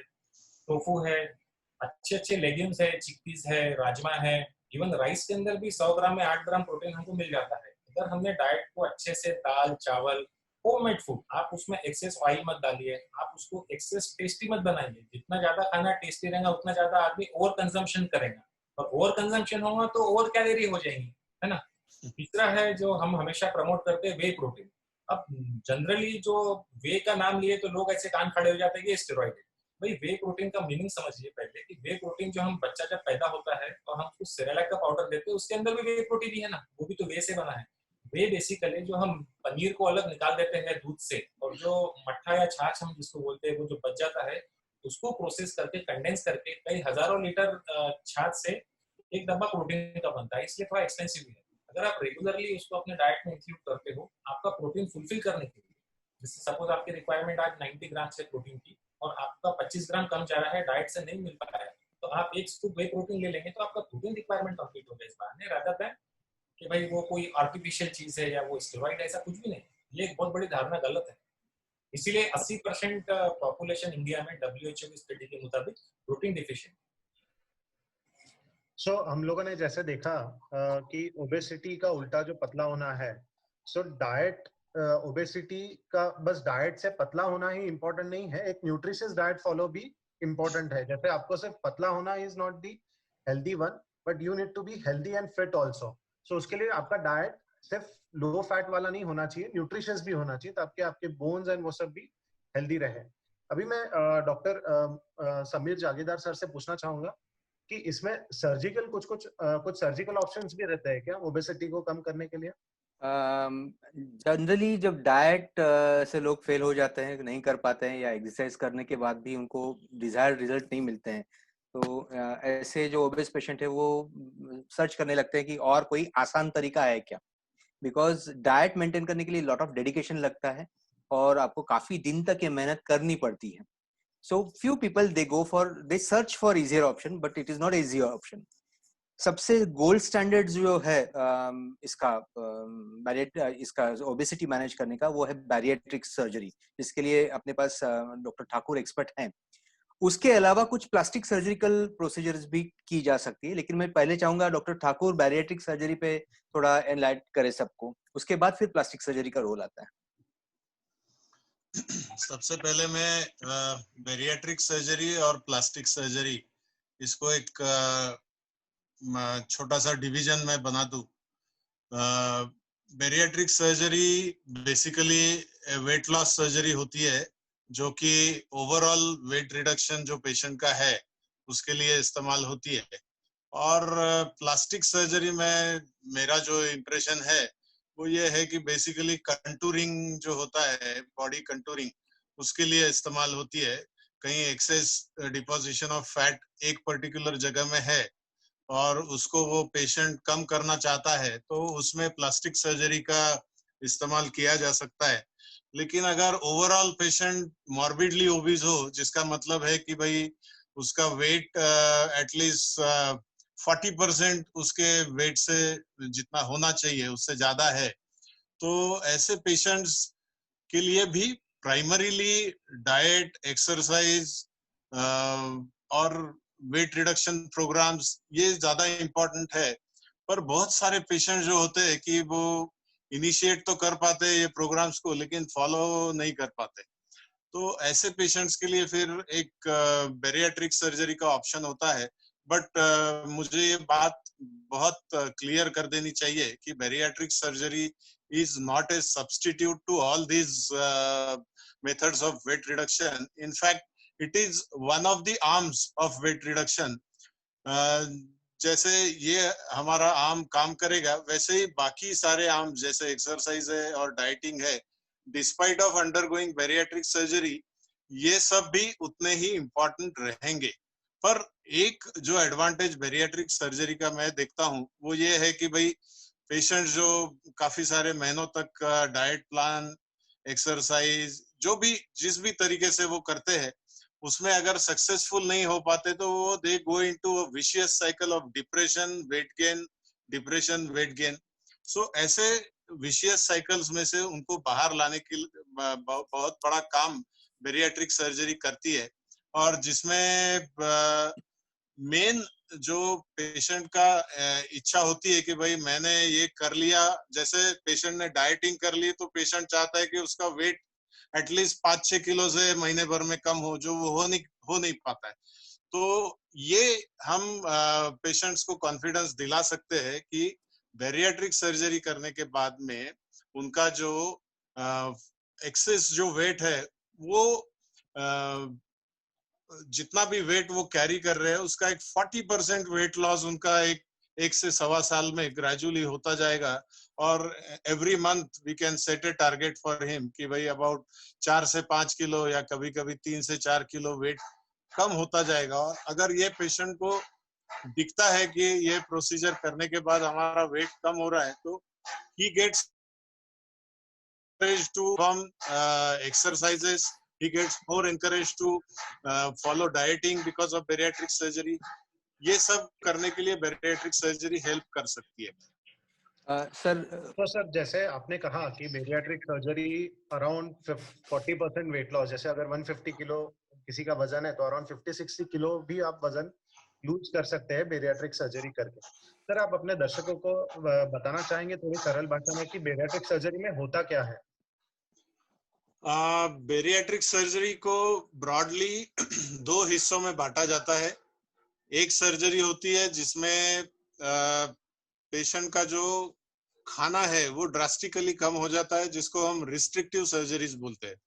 ये रिस्ट्रिक्टिव सर्जरीज होती है जिसमें एक गैस्ट्रिक बैंड होता है जो काफी पॉपुलर था कुछ सालों पहले तक, जिसमें जो हमारा एक स्टमक करके पेट में रिजर्वायर होता है जहां हमारा खाना जो हम खाते हैं वहां जमा होता है। तो ये रिजर्वायर की कैपेसिटी कम करने का काम ये गैस्ट्रिक बैंड करता था। और अभी भी कुछ वर्ल्ड के कुछ हिस्सों में ये सर्जरी काफी पॉपुलर है। और इसमें एक आर्टिफिशियल बैंड हम स्टमक के ऊपरी हिस्से में लगा देते हैं, जिसके कारण जो खाना पेट के अंदर जाता है पेशेंट के, वो बहुत ऑलमोस्ट 10 to 15% ही जा पाता है। तो पेशेंट का जो पेट है वो जल्दी भर जाता है, उसको जल्दी सटाइटी आती है।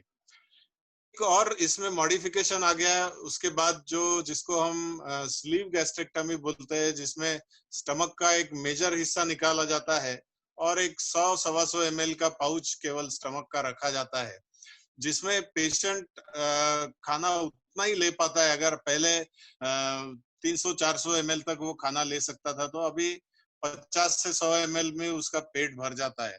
और नॉट ओनली दैट, वो भूखा भी नहीं महसूस करता है, क्योंकि उसको सटाइटी जो होती है वो पूरी मिल जाती है, लेकिन कैलोरीज इंटेक उसका कम हो जाता है।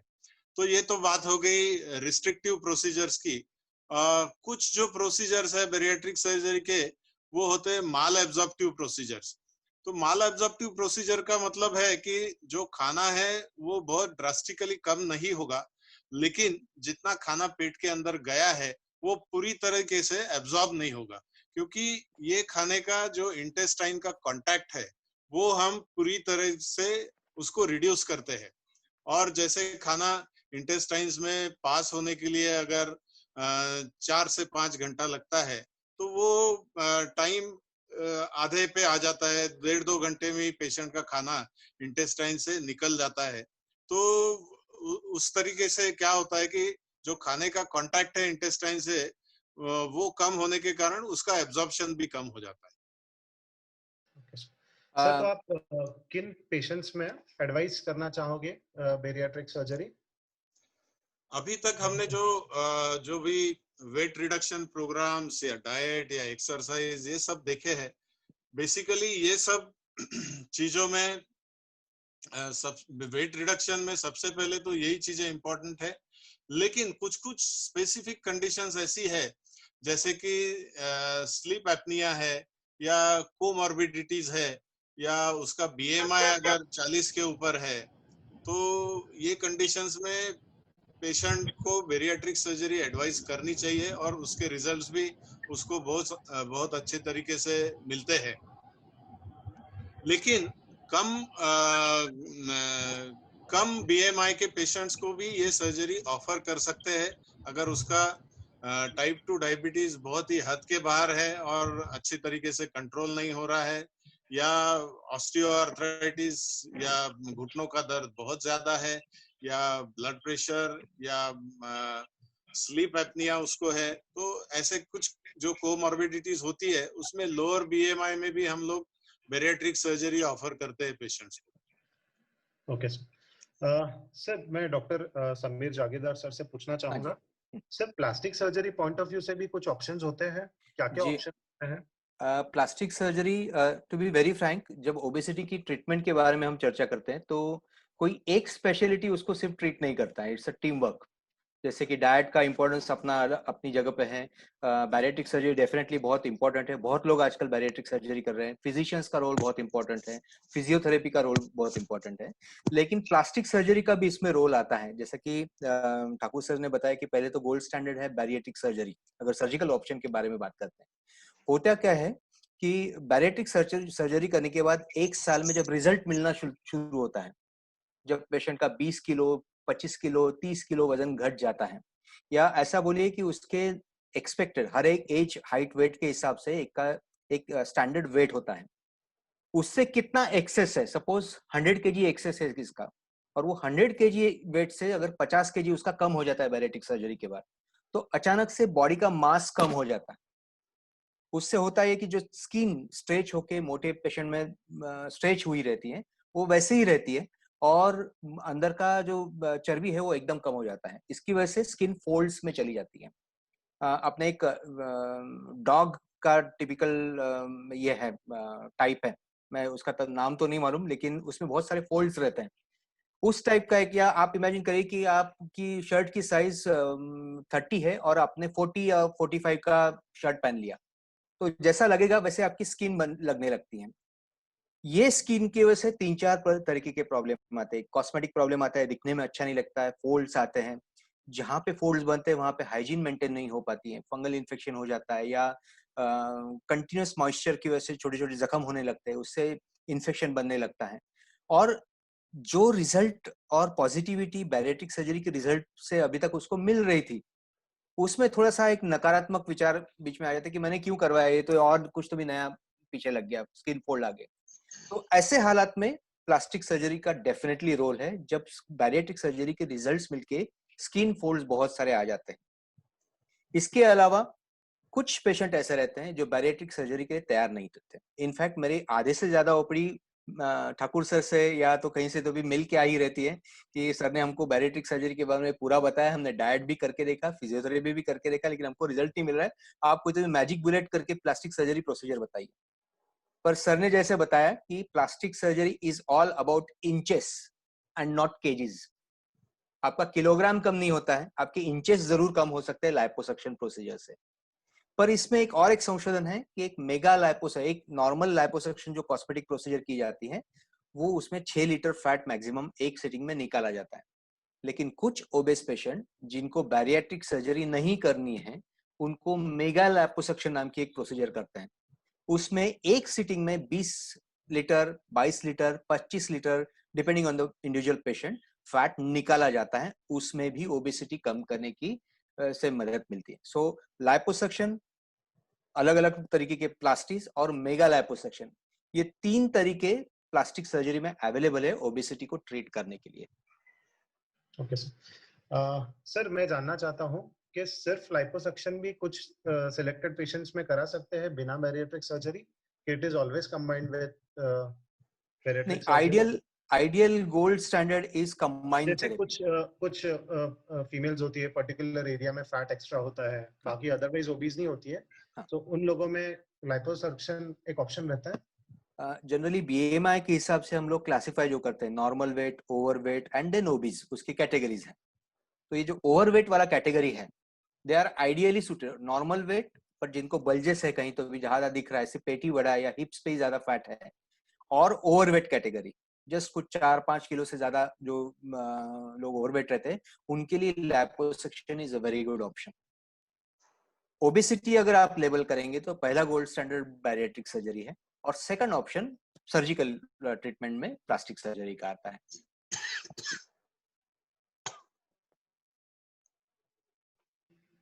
सर, नागपुर में फैसिलिटी है लाइपोसक्शन? हाँ बिल्कुल है, बहुत सारी जगह पे है, और सबसे एडवांस टेक्निक्स नागपुर में अवेलेबल है। इसमें अल्ट्रासोनिक मशीन आता है, सोनोग्राफी वाला एक पावर असिस्टेड मशीन आता है, जो अभी तक से मुंबई या पुणे या बड़ी सिटीज में अवेलेबल था, लेकिन अब ये नागपुर में भी अवेलेबल है।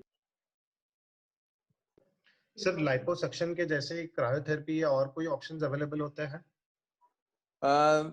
लाइपोसक्शन से ज्यादा जैसे बैरिएट्रिक सर्जरी के साथ भी बहुत लोग, बैरिएट्रिक सर्जन, ये पर्सनल चॉइस रहता है बैरिएट्रिक सर्जन का और पेशेंट का कि वो लाइपोसक्शन साथ में करना चाहेंगे या बाद में करना चाहेंगे, और whether they want to go for liposuction at all और नॉट। पर बहुत सारे बैरिएट्रिक सर्जन हैं जो बैरिएट्रिक सर्जरी के साथ ही पहले ही इसमें उसका बूस्टर डोज देने के लिए, फैट कम करवाने के लिए लाइपोसक्शन कर सकते हैं। इसके अलावा जो बड़ा पेट है या बहुत ज्यादा फोल्ड्स आर्म में है, या तो थाइज में बहुत ज्यादा है, या बटक्स बहुत ज्यादा है, या मेल पेशेंट में, जो मेल पेशेंट रहते हैं उनकी ब्रेस्ट, छाती बहुत बड़ी दिखती है, फीमेल टाइप ब्रेस्ट दिखने लगते हैं, उसको बोलते हैं गायनेकोमास्टिया, तो उनकी सर्जरी प्लास्टिक सर्जरी द्वारा बहुत अच्छे से करके उनको बहुत बढ़िया रिजल्ट दिए जा सकते हैं। सर, कुछ मेजर कॉम्प्लिकेशंस हम लोग देखते हैं आफ्टर बैरिएट्रिक सर्जरी या प्लास्टिक सर्जरी, लाइपोसक्शन है, कुछ ऐसे यूजुअल मेजर कॉम्प्लिकेशंस हम लोग को मिलते हैं? ठाकुर सर, हर ऑपरेशन का एक इनहेरिएंट पोटेंशियल होता है कि कुछ ना कुछ कॉम्प्लिकेशन उसमें हो सकते हैं। कोई भी सिंपल सा सर्कमसिशन जैसा ऑपरेशन से लेके हार्ट ऑपरेशन तक, हर ऑपरेशन का एक इनहेरिएंट रिस्क होता है कि कोई कॉम्प्लिकेशंस उसमें आ सकते हैं। बैरिएट्रिक सर्जरी जो होती है वो थोड़ी सी प्रोलॉन्ग सर्जरी होती है, पेशेंट्स काफी ज्यादा ओबीज रहते हैं, और साथ में उसको एक ऑपरेशन के समय थोड़ी एक ऑकवर्ड पोजीशन, जिसमें हेड हाई पोजीशन हम लोग बोलते हैं, वो दी जाती है। तो इसमें जो ऑपरेशन के समय वीनस रिटर्न जो होता है पेशेंट का वो अफेक्ट हो सकता है। हालांकि उसके लिए न्यूमेटिक स्टॉकिनेट्स और क्रेप बैंडेजेस इसका सब इस्तेमाल होता है, लेकिन फिर भी इस टाइप के ऑपरेशंस के बाद जो पल्मोनरी एम्बोलिज्म है वो एक कॉम्प्लिकेशन आ सकती है। इसमें काफी सारा इंटेस्टाइन्स का तोड़ना और जोड़ना होता है, तो हालांकि हर चीज मशीन द्वारा ही होती है, लेकिन फिर भी उसमें कहीं ना कहीं लीक होना या किसी चीज के वजह से अंदर हीलिंग बराबर ना होना, ये सब प्रॉब्लम्स आ सकते हैं।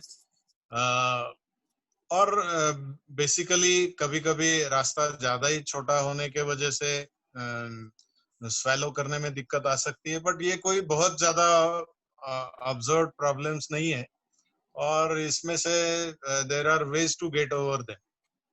सर प्लास्टिक सर्जरी के बारे में कॉम्प्लिकेशन बताएं तो पहले तो ये जान के चले कि ओबेस पेशेंट ये पहले ही हाई रिस्क पेशेंट रहता है। नॉर्मल पेशेंट से कोई भी प्रोसीजर, चाहे आप बैरेटिक करिए या नॉर्मल अपेंडिक्स करिए या कोई भी प्रोसीजर करिए, उसमें नॉर्मल आदमी से रिस्क ज्यादा रहती है फॉर वेरियस रीजंस। अगर प्लास्टिक सर्जरी आप करवाते हैं तो जनरली सोच ये रहती है कि ये प्लास्टिक सर्जरी कॉस्मेटिक सर्जरी, इसमें कोई रिस्क नहीं है, पर ऐसा नहीं है। प्लास्टिक सर्जरी भी एक जनरल बाकी कोई भी सर्जरी के जैसी रिस्कफुल सर्जरी है। स्पेसिफिकली प्लास्टिक सर्जरी के लिए बात करूं तो फैट एम्बोलिज्म नाम की एक चीज रहती है, जो हमारी चर्बी रहती है। जब मेगा लाइपोसक्शन किया जाता है, ओबेसिटी जैसे मैंने बताया 20 लीटर 22 लीटर 25 लीटर निकाला जाता है, उसमें फैट के गोले बन के हमारे सर्कुलेशन में, खून के प्रवाह में कहीं ना कहीं धंस जा सकते हैं। उसको बोलते हैं फैट मेटाबॉलिज्म। जैसे हार्ट अटैक आता है वैसे फैट मेटाबॉलिज्म से भी स्ट्रोक या हार्ट अटैक ये सब चीजें हो सकती है। पर इसकी संभावनाएं आजकल की जो टेक्निक है, आजकल की प्रोसीजर्स है, क्रिटिकल केयर है, एनेस्थेसिया केयर है, और जिस तरह से फिजियोथेरेपिस्ट जल्दी पेशेंट को मोबिलाइज करते हैं या डाइट जैसे पहले से मेंटेन, इसकी रिस्क दिन ब दिन कम होते रही है। लेकिन having said that, fat embolism is the biggest risk in liposuction और any other surgery, cosmetic surgery में, ओबेसिटी में वाले पेशेंट में प्लास्टिक सर्जरी की रिस्क रहती है। इसके अलावा जैसे पहले अपन ने डिस्कस किया था कि वुंड का हीलिंग डिलेड हो सकता है, उसमें हो सकता है जो बची हुई चर्बी है वो पानी बन के बाहर निकलती है, इसलिए वो जख्म भरने में दिक्कत आती है। ये प्रॉब्लम्स उनको आ सकते हैं। Can I add something, sir? Can I add something? Sir, as an endocrinologist, मैं ये कहना चाहूंगा कि जिन पेशेंट को अपन बेरियाट्रिक सर्जरी को सब्जेक्ट करते हैं, तो उसमें उन पेशेंट्स में the surgical complications यानी surgical risks are lesser than the disease itself. Yes. Sir, if you are trying to sir, what I want to understand कि ये बीमारी ही सर्जरी से ज्यादा खतरनाक है। हाँ, yes. सर एक पूछना था मेरे को, हमने सुना है कि जैसे डायबिटिक अगर कोई है तो उसको बेरियाट्रिक सर्जरी के लिए सजेस्ट करते हैं कि अगर बेरियाट्रिक आप करते हैं तो आपका शुगर लेवल या ऐसा कुछ है। लेकिन मैंने एक दो लोग ऐसे देखे जिनका डायबिटिक या शुगर कम हुआ नहीं है, और कौन से एज के बाद कर सकते हैं बेरियाट्रिक और कौन से एज तक के पेशेंट के लिए इट्स अलाउड? सो मैम, जैसे आपने बोला कि मेरा एक पेशेंट था who underwent a bariatric surgery and he was an early diabetic, तो उनका मैंने देखा हुआ है and I am witness to it that the diabetes had reversed, but that is not possible with every patient. As I told you initially, मैं एक थोड़ा सा ऐड कर दूं इसमें कि primarily bariatric surgery is not advised to cure diabetes. This is very important. But अगर diabetes बहुत बुरी तरह से पेशेंट का है, अच्छे से मैनेज नहीं हो पा रहा है, दवाई को प्रॉपरली रिस्पॉन्ड नहीं कर रहा है, तो उसको ऐसे स्थिति में लाया जा सकता है कि वो प्रॉपरली कम से कम दवाइयों को रिस्पॉन्ड करे। Am I right? Definitely, sir. Absolutely, sir. Absolutely. Even bariatric surgery करने के बावजूद भी आपको लाइफस्टाइल मॉडिफिकेशन कंटिन्यू रखना है। Yes. आपको अपनी डाइट का परफेक्ट रखना है, क्वांटिफाइड न्यूट्रिशन पे जाना है। Sir, as you have already said that the bariatric surgery is for obesity, it is not for treatment of diabetes. So naturally, if the diabetes is not got better, the diabetes getting better is only a byproduct. It is not the primary product. Yes, absolutely. So there are multiple benefits. When we are talking about diabetes, it is always the type 2 diabetes mellitus, which is a lifestyle disorder. Absolutely, sir. Absolutely. Needless to. One more thing I will tell you, whether or not the diabetes has improved or has not improved, the quality of life after the bariatric procedure would have definitely improved.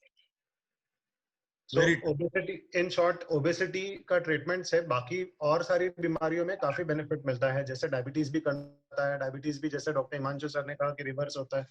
सो काफी benefits है obesity के surgeries या bariatric surgeries से. Sir मैं जानना चाहता हूँ कि क्या ये बैरिएट्रिक सर्जरी के रिजल्ट्स परमानेंट होते हैं कि अभी हम इसी पे चर्चा कर रहे थे कि बैरिएट्रिक सर्जरी कर ली और मैं भूल गया कि मैं वेट लॉस के लिए कुछ और करूं, तो ये बात नहीं बन सकती. आप बैरिएट्रिक सर्जरी करके आपका बाकी वेट ट्रेनिंग बोलो या एक्सरसाइज प्रोग्राम बोलो या डाइटिंग बोलो, उसको भूल नहीं सकते. it's going to be a part of your lifestyle permanently, because you have earned that because of your excess weight. और हमारे हिसाब से अगर सिर्फ हम सर्जरी पे सब कुछ छोड़ दे और घर में बैठे रहे तो 100% वेट गेन फिर से होगा, और then it will be really difficult to tackle that weight gain. So continued weight loss program, continued dieting, a systematic dieting program, a very systematic diet is very, very important even after bariatric surgery. म्हणजे फक्त बॅरिएट्रिक surgery हा रामबाण उपाय किंवा magic bullet नाही आहे. It requires dedication for exercise, diet control and other things also. It's a comprehensive regime of treatment. मैं ये कहना चाहूंगा जनरल लोगों के लिए कि जैसे हम लोगों को अगर यहाँ से अमरावती जाना है और अगर हम पैदल निकलेंगे तो शायद 2-4 दिन 5 दिन लग जाएंगे, बट अगर आपको एक दिन में अगर अमरावती पहुंचना है तो आप कार से जाएंगे तो जल्दी पहुंचेंगे. वैसा ही कुछ बेरियाट्रिक के साथ है. अगर आपका वेट लॉस आपके जो मेडिकल एक्सपर्ट्स है उनको लगता है कि डाइट, एक्सरसाइज, न्यूट्रिशन से शायद ज्यादा समय लगेगा, जो आपकी हेल्थ के लिए आप उतना टाइम उसको नहीं दे पा रहे हो और आपको उसको जल्दी अचीव करना है, वहां पर बेरियाट्रिक का बहुत बड़ा रोल है. बट उसके बाद भी आपको लाइफस्टाइल मॉडिफिकेशन है, डाइट, न्यूट्रिशन, इसको आप छोड़ नहीं सकते. यानी इसका मतलब है किसी ने बैरिएट्रिक सर्जरी यानी अमरावती के लिए कार पकड़ ली तो वो ड्राइवर उसको अमरावती तक तो छोड़ देगा, लेकिन वापस फिर से वापस लेके आ जाएगा अगर फिजियोथेरेपी और बाकी सब चीजें नहीं की. सर मैं संजय जैन सर से जानना चाहता हूँ, जैसे सर्जिकल ऑप्शंस है अपने पास में, कुछ टैबलेट्स या मेडिसिनल ऑप्शंस भी होते हैं वेट लॉस करने के लिए? बहुत सारे मेडिसिन ट्राई किए, बहुत सारे फेल हो गए, लेकिन अभी एक लीराग्लूटाइड करके इंजेक्शन है, GLP-1 एनालॉग, वो अगर दिया जाए वो on high dose, that 3 milligram in non-diabetic also, it is approved by the proper authorities in the non-diabetic also, so it can cause a good amount of weight loss. But if a diabetic obese individual, we have got GLP analog with SGLT2 inhibitors, if they are given a good amount of weight loss along with the lifestyle modification. Apart from that, there are drugs like Orlistat, which is actually they prevent the absorption of fat from the gut, but that has failed markedly because of its complications like fatty diarrhea and the abnormal taste in the mouth and all, bloating sensation. And there are other drugs, Lorcaserin बीच में आ गया था, फिर वो Lorcaserin भी out हो गया. उसके पहले Rimbonabant आया था, it was acting on the satiety center, but उससे suicide के incidents बढ़ गए. और उसके बाद एक Phentermine with this tropy, anyway I'm just forgetting the name. So उसमें वो no drug was successful. Phentermine was having its own problem. Then it came with the buprenorphine. So that also didn't, and of course they can be tried, but didn't have much impact. But lately, I've seen the patients who are obese, non-diabetic. Even if they're diabetic, there is a definite advantage. You can use in the dose of 3 milligram liraglutide. It's very costly. It is in injectable form, but they do have the definite weight loss. So I think they can be tried before the bariatric surgery, because bariatric surgery, as most of the surgeon has already said, it's not the panacea or final thing. You know, you have to keep on exercising. You lose a lot of muscles otherwise, and you may gain weight. And it's not a simple thing. The complications can kill the patient, like you've seen in the Arun Jaitley. He died because of the complications of bariatric surgery. So I am not discouraging, but everything has to be seen in its own. You have to look very carefully if you're going for a surgical procedure like Barrett, because altered the life totally. We people enjoy eating, and if you're not eating at all, so what's the point in living? So we have to consider that point also. We cannot just go on कि ऐसा खाना बंद कर दे, very low calorie diet. It has its own complications. So we have to follow. We have to balance everything, and balance करके चलना है. So there are drugs available, but they are not suitable in day-to-day practice because of the cost issue. Of course, Himanshu may have to tell a bit more. Sir मैं और एक कहना चाहूंगा sir, simple metformin is there which will work. अगर किसी को insulin resistance या किसी के ब्लड में इंसुलिन लेवल्स बढ़े हुए हैं तो मेटफॉर्मिन से जरूर फायदा हो सकता है. इसके अलावा थायराइड यानी हाइपोथायरॉइडिज्म अगर है तो थायरोक्सिन रिप्लेसमेंट से it might ease the weight loss, although it should not be given to a patient who has not got thyroid problem. यदि किसी को थायराइड की तकलीफ नहीं है तो उसको थायराइड की दवाई देके कोई फायदा नहीं होगा. अगर किसी को इंसुलिन की तकलीफ है तो उसको डेफिनेटली मेटफॉर्मिन से फायदा हो सकता है. दूसरा जो सर ने बताया लीराग्लूटाइड, वो अमेरिका में अप्रूव्ड है, सक्सेंडा के नाम से आता है, 3 milligram, which is primarily used for obesity, and it will be launching soon in India, but we don't know how efficacious it is, क्योंकि वो लेने से बहुत ज्यादा nausea, vomiting और intolerability बहुत ज्यादा होता है. Basically it works on the satiety center. एक Kionexa करके आता है, which is zonisamide with bupropion, which was also approved. It used to work by some psychological aspects, जो कि weight reduction में help करता है. But primarily if you ask me कि यदि आपको वेट लॉस करना है तो आपको मेडिसिन देना है या नहीं देना है, ये एक प्राइमरी फिजिशियन या एंडोक्राइन इवैल्यूएशन के बाद में ही डिसाइड होना चाहिए. पेशेंट्स ने अपने आप से जाके दवाइयां मांगना या बोलना कि हमको वजन कम करना है, कुछ गोली दो, this is not appropriate. Because जब पेशेंट्स हमारे क्लिनिक में आते हैं तो we check their body proportion, we take a complete family history, we evaluate them, we take the entire history, and then we decide whether we also subject them to blood investigations. जैसे काफी सारे test, thyroid करेंगे, insulin करेंगे, cholesterol के values करेंगे, BP check करेंगे. इसके बिना किसी भी पेशेंट को कोई भी टाइप की ओबेसिटी के लिए दवाई देना सही नहीं है. So basically correct evaluation जरूरी है. Absolutely. So correct evaluation जरूरी है. और जैसे हम लोगों ने देखा, yes, one word comment. Actually, बहुत सारे Ayurvedic and herbal preparations are available, and they are very popular also for the weight loss. ये बहुत ही dangerous चीज है because there is no research on this, and people develop lot of complications, even the renal failure, hepatic failure. So you have to be careful with all the herbal preparation, Baba Ramdev preparations and all.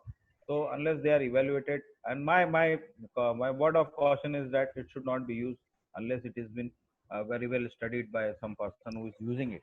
So we have to be beware of all these preparations. They are readily available and at a quite cheaper rate, and they are very popular medicine for the weight loss, but they are not effective. That's for sake.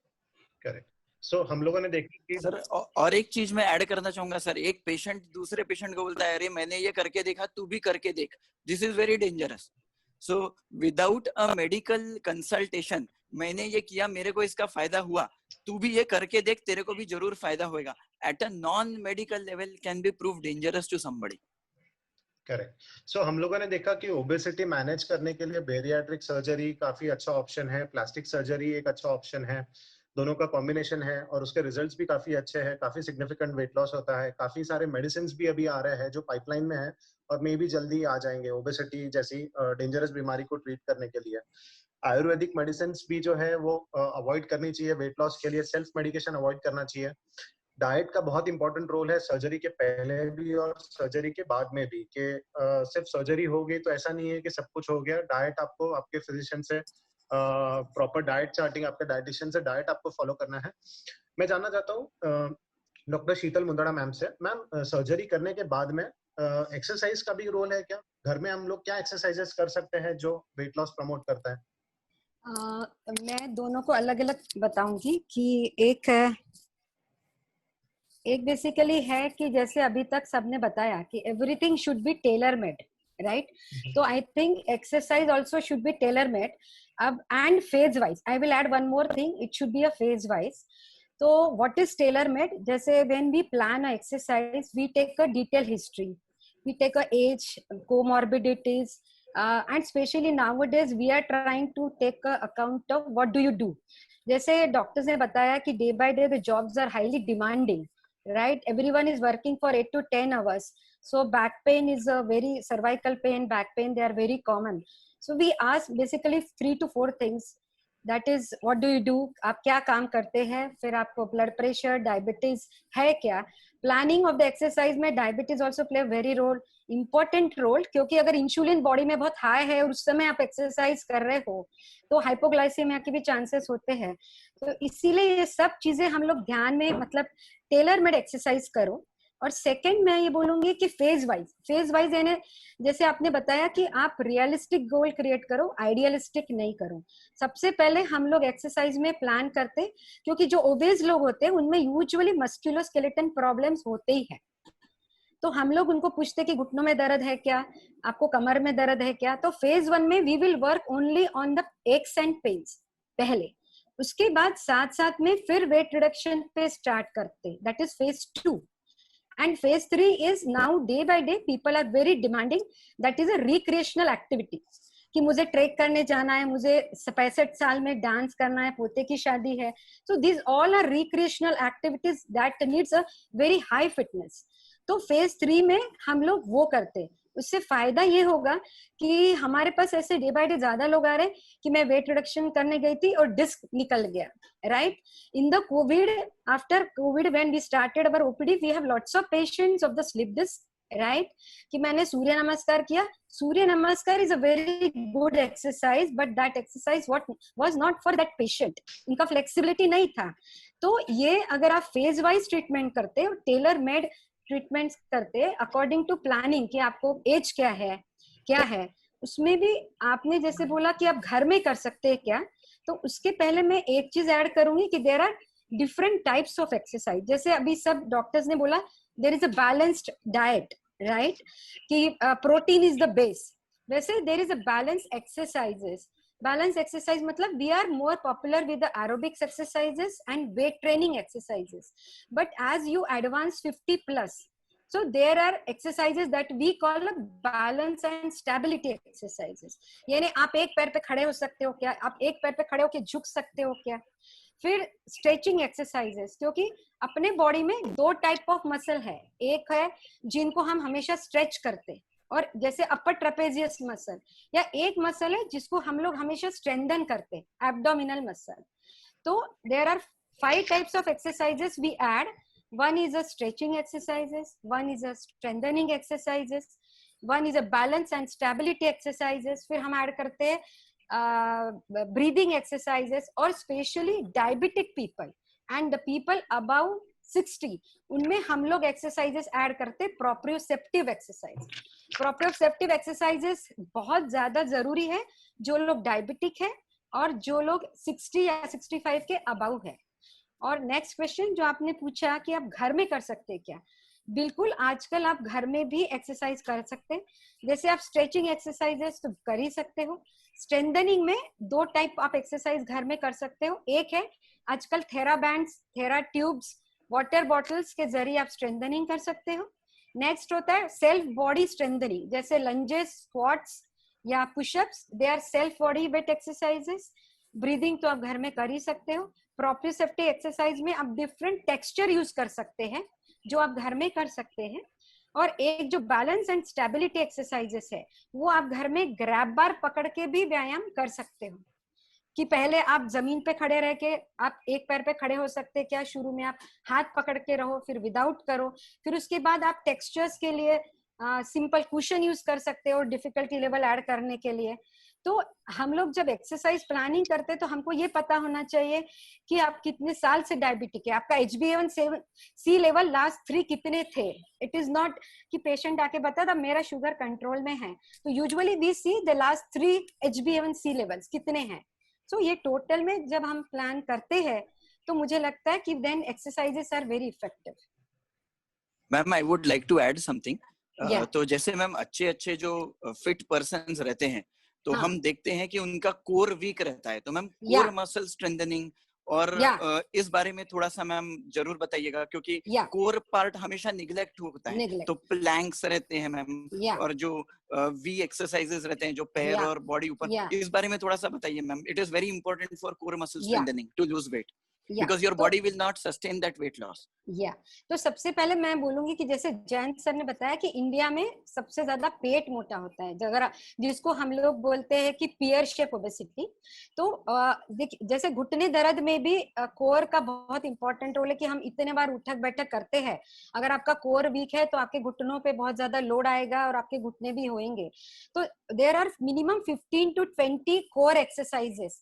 तो जब आप जैसे actually हम लोग जो balance and stability exercises कराते हैं तो उसमें ऑटोमेटिकली एक होता है आपका कोर इंप्रूव होगा, राइट? या फिर शुरू में जैसे मैंने बोला फेज वाइज एक्सरसाइजेस है, तो फेज वाइज में हम सबसे पहले क्या करते हैं, जो पेट के मसल्स कोर एक्सरसाइजेस है वो लेट के कराते ताकि they are easy for the patient to accept, right, to do it. फिर उसके बाद हम उनको सीटिंग में लेके जाते हैं और बोलते हैं now do it in sitting posture.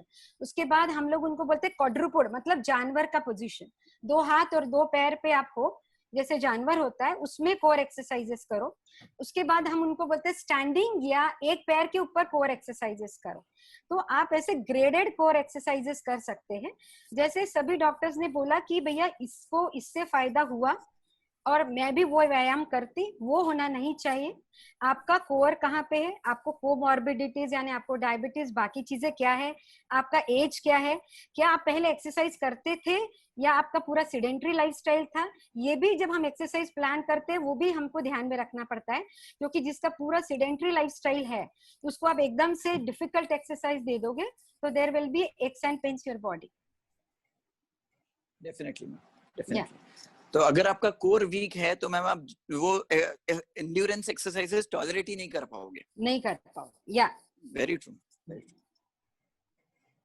सो अपन ने काफी इन डिटेल आज डिस्कशन किया ओबेसिटी के कॉजेस, ओबेसिटी के वजह से क्या तकलीफें आती है, डाइट का रोल, एक्सरसाइज का रोल और surgical options, medical options obesity के बारे में। अब मैं पब्लिक से जानना चाहता हूँ, अगर आपको कोई क्वेश्चंस है, कोई डाउट्स है तो आप पूछ सकते हैं।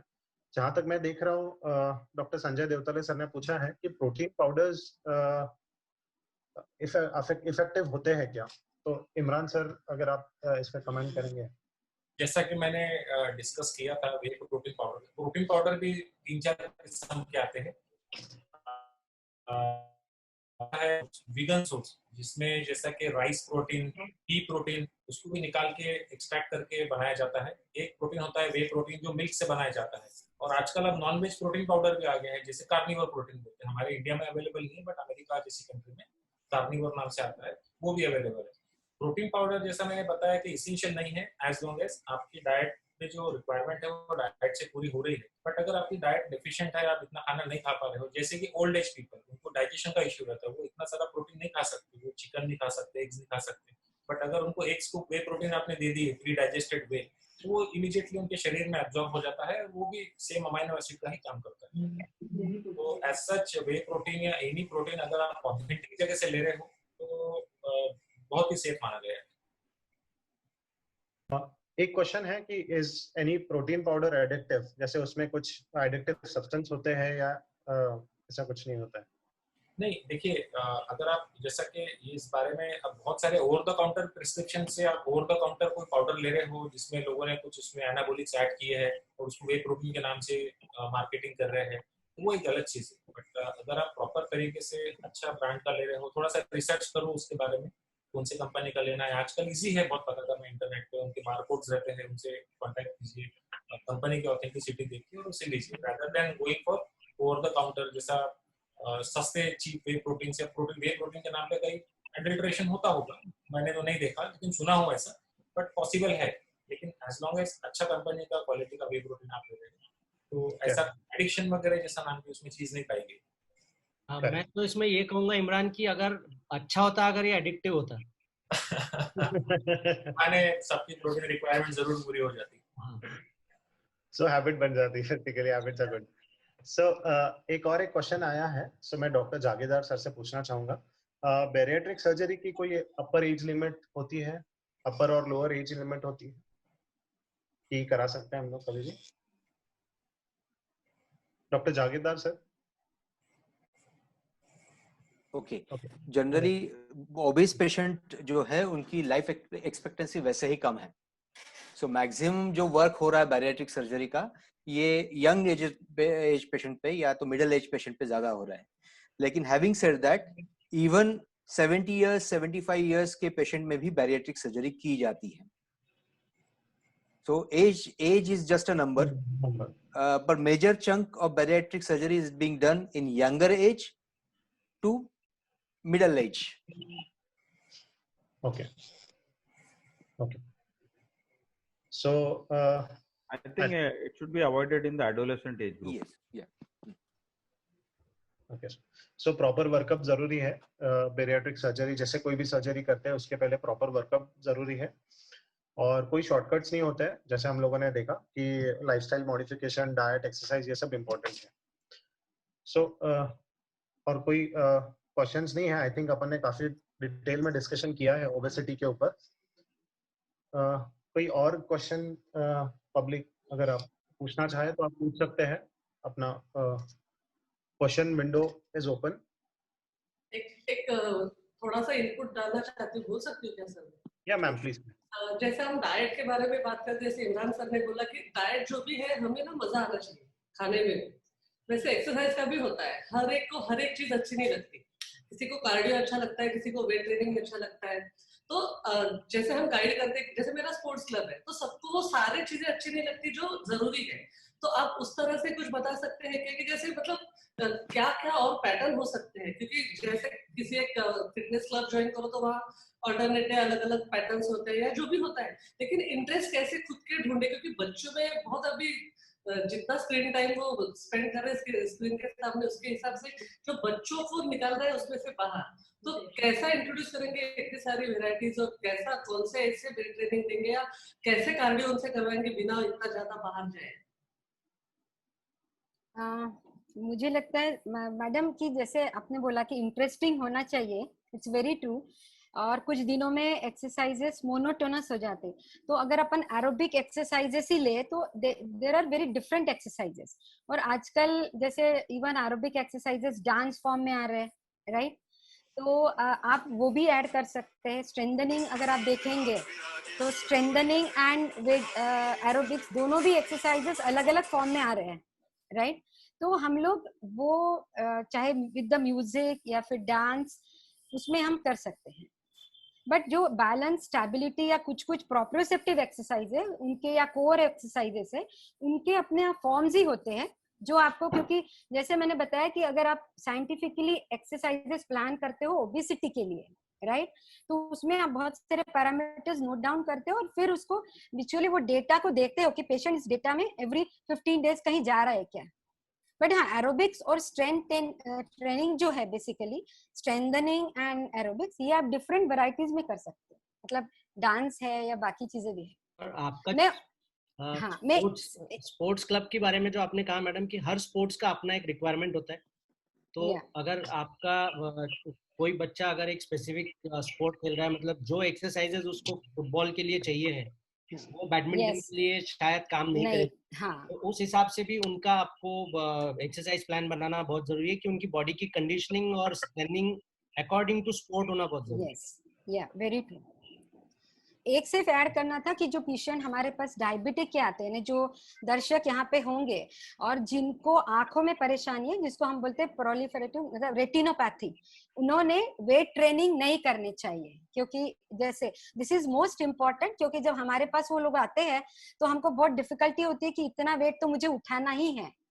तो जिनको भी डायबिटीज के कारण आंखों में परेशानी है उन्होंने वेट ट्रेनिंग आइडियली नहीं करनी चाहिए। मैडम इसका क्या रीजन है, क्या रीजन क्यों नहीं करना चाहिए? मतलब हिमरेज होते हैं जो हमने पेशेंट हमारे पास जो आते हैं वो देखे हैं, तो ज्यादा डिटेल में I think Himanshu Patil will tell in detail, but हम लोग हाँ बड़ों में भी होता है। अगर कोई डायबिटिक पेशेंट है और वो वेट ट्रेनिंग कर रहा है बहुत जबरदस्त, नहीं मतलब जिनके डायबिटिक रेटिनोपैथी है उनकी बात करेंगे, not all diabetic. Ideally her patient को पहले भी स्क्रीनिंग कर लेना चाहिए, स्क्रीनिंग हर पेशेंट को एक्सरसाइज करने से पहले 2 चीज जरूरी है कि कार्डियोवास्कुलर फिटनेस ले, अपना बेसिक ईसीजी कराए, अपने फिजिशियन कार्डियोलॉजिस्ट से मिले, अपना डाउट है तो ट्रेडमिल टेस्ट करके अपना एफर्ट टॉलरेंस चेक करे, एक आपका एंडोस्कोपी करके अगर आप डायबिटिक है तो आप आपका लेवल ऑफ रेटिनोपैथी देखें और उसको ध्यान में रखते हुए एक प्रोफेशनल तरीके से आप उसको आपका वेट ट्रेनिंग प्रोग्राम। सर अगर ऐसा कोई पेशेंट है जिसको रेटिनोपैथी है, डॉट हीमरेजेस है या हीमरेजेस है, तो उनका एक अल्टरनेटिव है, you can take light weight and do more repetitions rather than taking heavy weight and doing less repetition. Yeah, we can add aerobics more exercises, sir. Different varieties of exercises. Precisely. जैसे 10 kilo के dumbbell लेके 10 repetition करने से अच्छा 5 kilo के लेके 20 कीजिए. So for example, so lesser weight with more repetitions. Yeah.